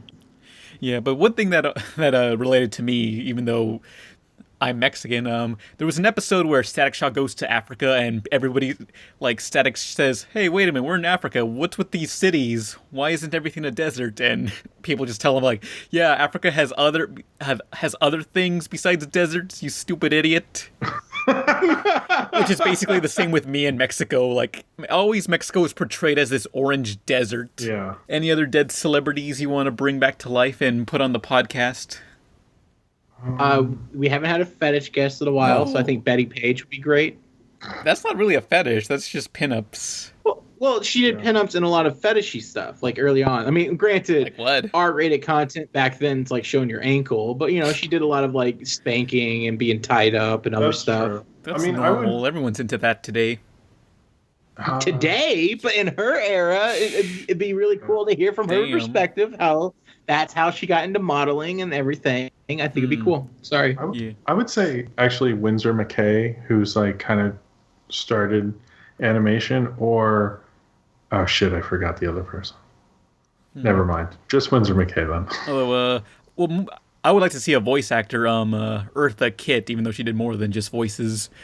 But, oh, that would be cool. Yeah, because she did, like, Yzma from Emperor's New Groove, that one villain from Teenage Robot, what was her name? Vexus. Yeah. I thought her voice was really cool. But, oh, that reminds me, did anyone see the new Batman TV movie? Adam West? Yeah, the Adam West one, Return of the Cape Crusaders, where it was like an animated version of the 60s show. No, it's like you can only rent it on demand. Yeah, well, I saw it on... No, you can buy it on DVD as well. Yeah. Oh, yeah, because it's like on-demand DVD, and they did like a Fathom event. Yeah, I did one of those. I went to see that. Oh, you did that? Yeah. Holy, unholy alliance! Our greatest foes have reunited. Let's go. To the Batmobile. Was it good? Oh, yeah. It basically plays it straight up like an old episode. Like, I thought it would be like some sort of weird self-aware parody, but it plays it very straight, like how the show in the 60s would play out. I mean, the show was already a self-aware parody, so... I mean, but it is pretty goofy. It's weird because they keep reuniting, like, Adam West and Burt Ward, because they did do a TV movie, like a live-action one, maybe 10 years ago, and it was, like, them going on a new adventure, but as themselves, like, as Adam West and Burt Ward, and then it would show, like, a TV movie of the history of them making the show. It was very weird, but I wanted to see that. I kind of didn't work out for whatever reason. I'm remembering there was this Kim Possible episode where there's their version of Batman, 60s Batman, and it's Adam West, except he's called Timothy North, and he's played by Adam West, but I'm trying to remember, I don't know if Burt Ward was the villain in that episode. Oh, really? Yeah. It was it was a good episode. I don't want to spoil how it ends up, but yeah, apparently Kim Possible has a Batman in their universe, but it's Squirrel Man, I think. Three things. I haven't seen it, but I did watch the trailers for it, and I just find it really funny that Adam West, his voice performance from the trailer that I saw, literally sounds like he couldn't care about what he's doing at all. Aww. But then, like, which really, really is funny when you get to, like, Burt Ward, who's just like, yeah, Batman, like, he's super into it. Yeah, he's like, I need this to work, Adam. I need it to work. Yeah, look over there. There's a thing. Yeah, holy smacks, man! Like it's so contrasting. Come on, chum. I just want to die. Just kill me. Did they get Batgirl before she died? Well, there's one Batgirl still alive. No, that's Catwoman. Oh shit! There's shit! three Catwoman. Batgirl was not in this. No. Oh, because Catwoman is Julie Newmar, Eartha Kitt, and Lee Merriweather. And Eartha Kitt's dead, but who else is all? Is Lee Merriweather alive? I only know the three Catwomen just because of Adam West in The Simpsons. The Batmobile. Adam West! Hey kids, Batman! Dad, that's not the real Batman. Of course I'm Batman. See, here's a picture of me with Robin. Who the hell's Robin? Oh, I guess you're only familiar with the new Batman movies. Michelle Pfeiffer. Ha. The only true Catwoman is Julie Newmar, Lee Merriweather, or Eartha Kitt. And I didn't need molded plastic to improve my physique. Pure West. Oh, yes. I always remember the three Catwoman thing. I only realized there was two when I was a kid because there was, Eartha Kitt, who's black, and then there was some white lady. I didn't know it was two different white ladies. And then in Space Ghost, Adam West says the three different Catwomans. But what was the reason behind that anyway? I don't know. I think didn't the show go from two different networks and some contracts had to be shifted and some actors didn't return? Oh, really? I mean, Eartha Kitt was kind of more famous at the time because she's a singer. Mm-hmm. But she's always been my favorite because she do that meow thing. It was amazing. I love Eartha Kitt. I was always, if you ever see the Sweatbox where they talk about her character never left when they changed it from whatever it was to Emperor's New Groove. Yeah. And every scene with her, I was like, oh man, I could watch Eartha Kitt all day. Yeah, Eartha Kitt's song in Emperor's New Groove, that was in the original version before things got changed around. It's still in the official soundtrack to the movie. Yeah, well, I think they had to because Sting wrote the music, so there's all this weird contract. I mean, that's why that documentary got made, because his wife, in his contract to write the music, he put in there that his wife could make this documentary. Mm-hmm. So that's the only reason it got made. Yeah. Look up the Sweatbox documentary if you want to know the history of the Emperor's New Groove. I think you can find it. It gets leaked every year or so. So if you ever hear it gets leaked, watch it as soon as you can because it gets taken down just as fast. Okay. So apparently Eartha Kitt was played Catwoman for the third and final season because one of the plot lines required the character to know French. Mm-hmm. And Eartha Kitt, who had at that point toured extensively in Europe and spoke fluent French. That's the only reason. I want to know how much French she even says in that. That's ridiculous. Was she I bet she says like mon oui in one episode. They're like, we need somebody French. We can't. Maybe Lee Merriweather has a really bad French accent. I don't know. And then the Julie Newmar was in there it was a rushed decision for the first two seasons because they originally wanted Suzanne Pleshette for the role, but she couldn't do it, so they replaced her last minute. And then because I'm on the Wikipedia, just so you know. Oh, okay. Yeah. But yeah. It doesn't really specify why they replaced it, like the previous one get fired, but the only reason why Eartha Kitt was a Catwoman was exclusively the French. Mm-hmm. Wow. Okay, that's so weird. Wow. Speaking of casting, I'm actually really disappointed that is it Kevin Nimoy? No, what's the Kevin something, the Batman from the animated series? Oh, Kevin Conroy. I'm really disappointed that he didn't get to play a fictional version of Batman in that movie, as a callback, because the Silver Shadow, or what was it called? Oh yeah, the Gray Ghost. The Gray Ghost. Yeah. I think having the Gray Ghost in that with him being the voice would have been a really cool callback. Yeah. Okay, I'm remembering that, and also there was this one Scooby-Doo TV movie called Scooby-Doo and the Meets the Blue Falcon where Adam West is there, and he's portrayed as this has-been actor also, and it's is this how badly Adam West had it for a while? I mean, he did actually have it pretty bad until he started doing a lot of voice stuff, but he would do like county fairs as Batman a lot in the 70s. Mm-hmm. He had like a pretty low point because I saw some E! True Hollywood Story back in the day, and I was like, wow, Adam West's 70s seemed really dark. Like it was just like, yeah, I'd go to county fair after county fair, driving cars, being shot out of cannons, whatever I needed to do. And he's like, I don't remember him smoking a cigarette and drinking bourbon, but it was like that kind of mood where it's like, 70s were rough. Nixon was president. You know, man, I just lost touch of myself, and America lost touch of itself too. That's so depressing. Yeah, that explains the Great Ghost and stuff. Because he was like a washed up, like he'd do conventions and stuff until like his washed upness actually helped, because then people are like, who grew up with him did Space Ghost and did The Simpsons, and then he was on Family Guy, and like now he's like a regular voice actor. Like I see him like once a month almost. Yeah, in a cartoon. Yeah. Maybe the same will happen to Lou Ferrigno. Oh, Lou Ferrigno does something with the Hulk. I think he does the motion capture of the Hulk or something. I think he does stuff with Marvel. Yeah. Like he does the Hulk voice, or he does something. I forget what it is. Although I was looking up gameplay footage of some Lego video game in Lego Avengers. You can unlock all these different versions of these Marvel characters, and one of them is the Lou Ferrigno Hulk of all things. Really? Like the normal Hulk in the game is not even like one of those Lego men. It's like a giant version of Lego men, but like the Lou Ferrigno Hulk is just like a basic Lego man painted green. That's funny. Does he have the same strength as the regular Hulk? That's hilarious. I don't know. Wait, does he have a part like when he shrinks down? He goes, "All right, guys, I gotta go." Oh, the sad Hulk theme plays. I love that.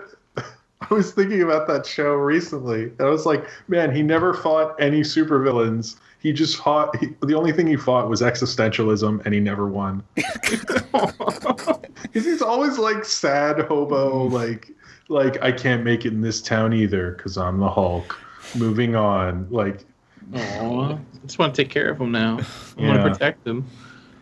Yeah. Oh, I'm surprised we didn't talk about this, but I guess it's part of the news. Steven Universe came up with a new episode, and it was kind of disappointing. What happened? Something about I actually didn't see it. Carl from Aquatine? Well, yeah. So basically, it's a 2-part, or like it's a half-an-hour special. So it's like, oh sweet, what's going to happen? So last time they introduced a previous crystal gem, killed them off, whatever. And then all of a sudden it's like, oh, it's a Thanksgiving special where we meet Steven's uncle, or cousin, but they refer to him as uncle, and he's voiced by Carl from Aquatine Hunger Force. Mm-hmm. And essentially he's a product of the time. Like it fits so perfectly with the election because he's like super like racist, sexist, misogynistic. Does he say? Does he call them clots? No, but he does call the crystal gems illegal immigrants. No. He calls them illegal aliens. Yeah. Oh. I mean, I don't know if that's accurate because they were here first. Yeah. Whoa, Jim. No, history. There's a point where it's like they're not from here. They're from another planet. And he's like, so they're illegal aliens. I mean, they're technically like, when did the crystal gems? They've been there for a while. Yeah, so they have been. They were here before the Native Americans. So. Yeah, fucking Native Americans took their land. What the fuck? But technically, it's been proven in the show.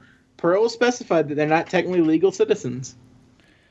Damn. Oh yeah, she did, because in that episode about the driver's license, she was like, "Yeah, I'm not a legal citizen." Oh shit, we're gonna have to deport Pearl.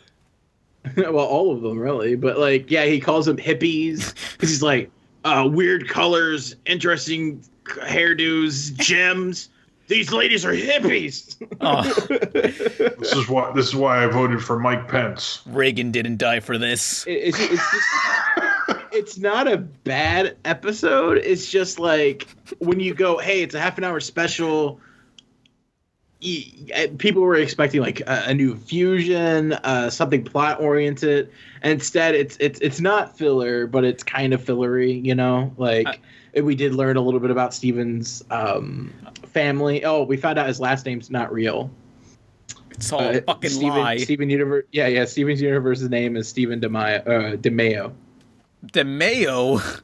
Yeah. Well, technically, Greg did legally get his name changed to Greg Universe, so it is real last name. But YOLO. Steven's name is supposed to be Steven DeMayo. What I want to see is I want that guy to point a rifle at the gems, and the gems get like a rose, and put the rose inside the barrel of the gun. Oh my god. Yeah, but I didn't see the episode, so thanks for spoiling everything. We can cut that out. I just it's just like, you know, it's the only episode Steven Universe we're getting this year. So what? Oh well, can't wait I can't wait for 10 years from now. We'll get the next episode. Well, yeah, you know, you only need 5 seasons because they're only going to air them. You know, weird. Steven Universe's schedule is so weird. We'll get like a whole season in 1 week, and then 1 episode for months. But next question. Okay. This one's by Pan Pizza Ate My Balls. Question: if we move beyond postmodernism and contemporary theater, do you think we'll return to a former period of acting, or more forward to something uninfluenced by modern theater? First of all, you only asked that question because of the title. Yeah. The person's name. I don't know what this person fucking said. I mean, I think people we don't really regress in art. That's like it shifts, but if we do regress, it's like a progression based on what's previously happened. So you're not going to regress and not be influenced by everything that came before it. So I know everybody thinks like, couldn't we go back to that? But you really actually cannot. You cannot go back to the way it was in the 50s or 100 years from now. So that's basically the answer, I guess. I didn't think you actually had an answer to this. I just wanted to see how. Well, I mean, I just know when people say stuff like that, they always think like, why can't things go back? But it's like, well, you can't. That's Are you implying that we can't make America great again? I didn't know that was an actual question. I thought it was just them trying to make a bunch of fancy words together. You know? I mean, they kind of are. I've just heard that before with other art things where there's something like, can't we go back to like the way it was in this decade? And I'm like, well, we could, but not. It wouldn't be like that, you know. Mm-hmm. And I think people, you know, it's like you can't really. You have to progress, and art's always about progression, and movies and TV and stuff. And even though like something like The Big Bang Theory is like kind of a regression in itself, like we're still progressing. Like we have Community in terms of TV sitcoms. We have other stuff. We have stuff in animation that progresses. Like we have Trolls, and that doesn't feel like we're progressing anyway. But like then we have Zootopia. So it's like we're always going to be progressing, and you can't. In a way, that's a flawed idea, basically. So I bet they didn't think I was going to come up with that. Damn. But well, again, I think that exclusively was read by Pan because of the username, and I think that question was asked exclusively because the guy came up with the username. Yeah, probably. And Jim punked them. Next question. Why do you suck so much, XD? Real question. Have you ever cosplayed? You seem like someone who'd cosplay. It's called Halloween, idiot. Yeah, I've actually been wondering when somebody's going to say, what are you cosplaying as for Halloween? I'm wondering when it's going to get that far. We had this conversation before. I just wanted to make fun of them, just like, it's called Halloween. That's what it is. You dumbass. I don't know. I've never cosplayed, really. So. Yeah. This one's for me. Mr. Zapp's question. What was your favorite video to make? Usually the pilots, because, one, doing a top 5 is much easier than doing a regular video where I had to watch an entire TV series. But with a pilot, I mean, you only have one pilot to take footage from, so you don't have to look through a billion different episodes and look for footage. You just have this one thing. So it's much more convenient and easier, but also I do enjoy, like, showing people obscure cartoons they've never heard of. But, crap, next question. And Related question, John Akershashin. What was the hardest video you ever worked on? It would be the Gurren Lagann review, because editing that was a mess, because what I did was I pirated Gurren Lagann in HD, except the HD footage was in Japanese, and I needed English footage. So what I had to do was like get my DVDs of the English dub and overlay it on the Japanese footage. So it's just mixing two things together into this Frankenstein beast, and it was just really confusing, but that was a mess. But I guess the final question. Stephany Fernandez, question. What was your favorite childhood toy? By the way, thank you, Izzy, for being an inspiration to me for coming out to my friends as a transgender male. I've been a lot happier with myself, and hopefully soon I'll be out to everyone. Thank you. Love, Jose. Oh, cool. Aww, sweetheart. Favorite childhood toy? I like this. I don't know. I had a lot of like Spiderman and X-Men action figures. I'm thinking back to Izzy's Exavier toy. The one animation somebody did for us. My favorite toy was a Silverbolt figure from Beast Wars. I think for me it was based on the TV show Cubics, where it was like this cube-shaped robot. Although I never really played much with toys, I just stuck with video games. But, oh man, I remember, like, I think during Fridays for PE in elementary school, like, we would always run to... There was several activities we could do in the gymnasium, and one of them was just play with whatever's in this toy box, and I would always get this one wicked-looking monster truck toy with teeth on it, and I thought, damn, this is the greatest thing ever, and, like, everyone, like, the coach were like, please don't steal the toys, and I was like, I gots to... This thing looks so cool. But no, I didn't steal it. My conscience is clean. Don't forget to watch Monster Trucks this January 2017. All right. I'm so excited for that movie. It just never wears off. It's like if we don't make it exclusive, like all four of us get together after watching it and make a podcast that's not like a normal scheduled podcast, but like its own special, I'm gonna be upset. I would be down for that. Yeah, like a Spill.com review, how they reviewed in a group. Yeah, those are good. I watched a couple of those recently.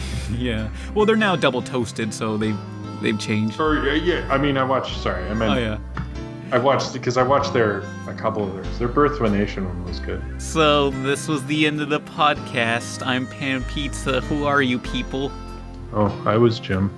And I was Izzy. And sorry for Nolan abandoning us, and also Owen, I guess. Next video is gonna be top 5 current cartoons, because I did a Nutcheck video before that. I don't know. But anyway, bye.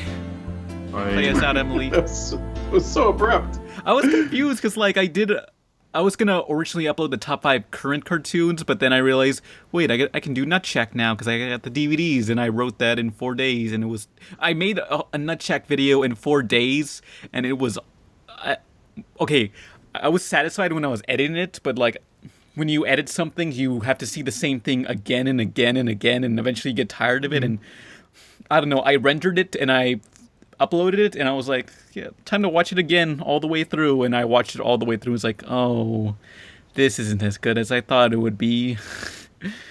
Well, I love that your Nutcheck review, you really had nothing to say about Nutcheck, so there's nothing to say about Nutcheck. You kept detouring. It's like, oh man, remember vinyls? Yeah, I love vinyls. Look, I had one shot to talk about vinyls. I'm gonna use it because this is something I love. It's not shit talking. It was just something I noticed. And I thought it was really funny. It was like every time you found a detour, you ran with it. Look, see, I liked all those detours. Like I was like, wow, there's a vinyl toy show. I didn't even know that. Yeah, it aired on Mix TV, same channel as Nutcheck, I believe, and nobody knows. It's all basically lost media now. I mean, that's like one of those cable channels, like where they go, oh, well, we need to hit this demo. So we'll do one for was it the channel was for people who were Filipino. What was Filipino, right? Yeah. Was the whole channel for Filipino? Yeah. Yeah. So like they were probably like, we can fill this one demo with this channel. That's why they let Rodriguez do the El Rey network. Is that still on? I don't know because I don't even get it. Yeah, because I don't think making a new channel is as big of a deal anymore now with streaming and stuff. So I mean, I've heard it's a cool channel. They had a part of my review in one of their ads. Oh yeah, I remember that. Yeah, what was the review of? Superman. It was Superman. It was Superman, and they contacted me, and they're like, "Hey, you've done all the Superman 1 and 2," and I had to they didn't really pay you. They just have your thing on El Rey, and I was like, all right, that sounds cool. And then they did, and I was I was happy about it, but they asked me so far in advance that when it happened, I was like, oh, that, right. Yeah. It's maybe. But it was, I would like to see it. I haven't seen El Rey. I would like to watch it. It sounds cool. Sorry, Marina. Cartoon Network, please contact me and use my review for something, please. I mean, you have to be little kids to be like, and now next up, Teen Titans Go. Oh boy! When it said you could submit a video for that, I was like, I should just do it and see what happens. It's just weird, this grown man next to all these kids in these promos. They'll be like, hey, what's up? Yeah, regular show. It's up next. And they're just like, people be like, what the hell? What's going on? I want them to do that. Just all the videos are just little kids, and then there's just one adult in there for some reason. There was this channel, and I don't remember what it was called, but they did a lot of tech stuff, and they would ask an issue. There was some issue that was going on, and they said submit a video of what you thought of it, and I did that a couple times, and I'd get on, but because they didn't have that many shows, you'd be on once every 2 hours or something. But I don't remember what it was called. And I remember they had X-Files hosted by one of the lone gunmen. Mm-hmm. I remember that was their big thing. They have one of, not the whole group, one of the lone gunmen. Was this Tech TV? Possibly. I mean, I don't think there were any other technology-based TV shows. I mean, there's a lot of channels now. There's so many. It's ridiculous. Crap. So, yeah, this is the end of the podcast. Oh, wait, we're still recording? I thought we ended it. We trailed off on Nutshack. I thought we ended it. We ended it a little while ago. You did the see you guys later, bye. We trailed off on Nutshack and we kept going about El Rey. Okay. So this is the end of the podcast. Who are you people? I'm Pan Pizza. We already did this. I'm Jim, I think. Okay. Is this the end? Okay, now.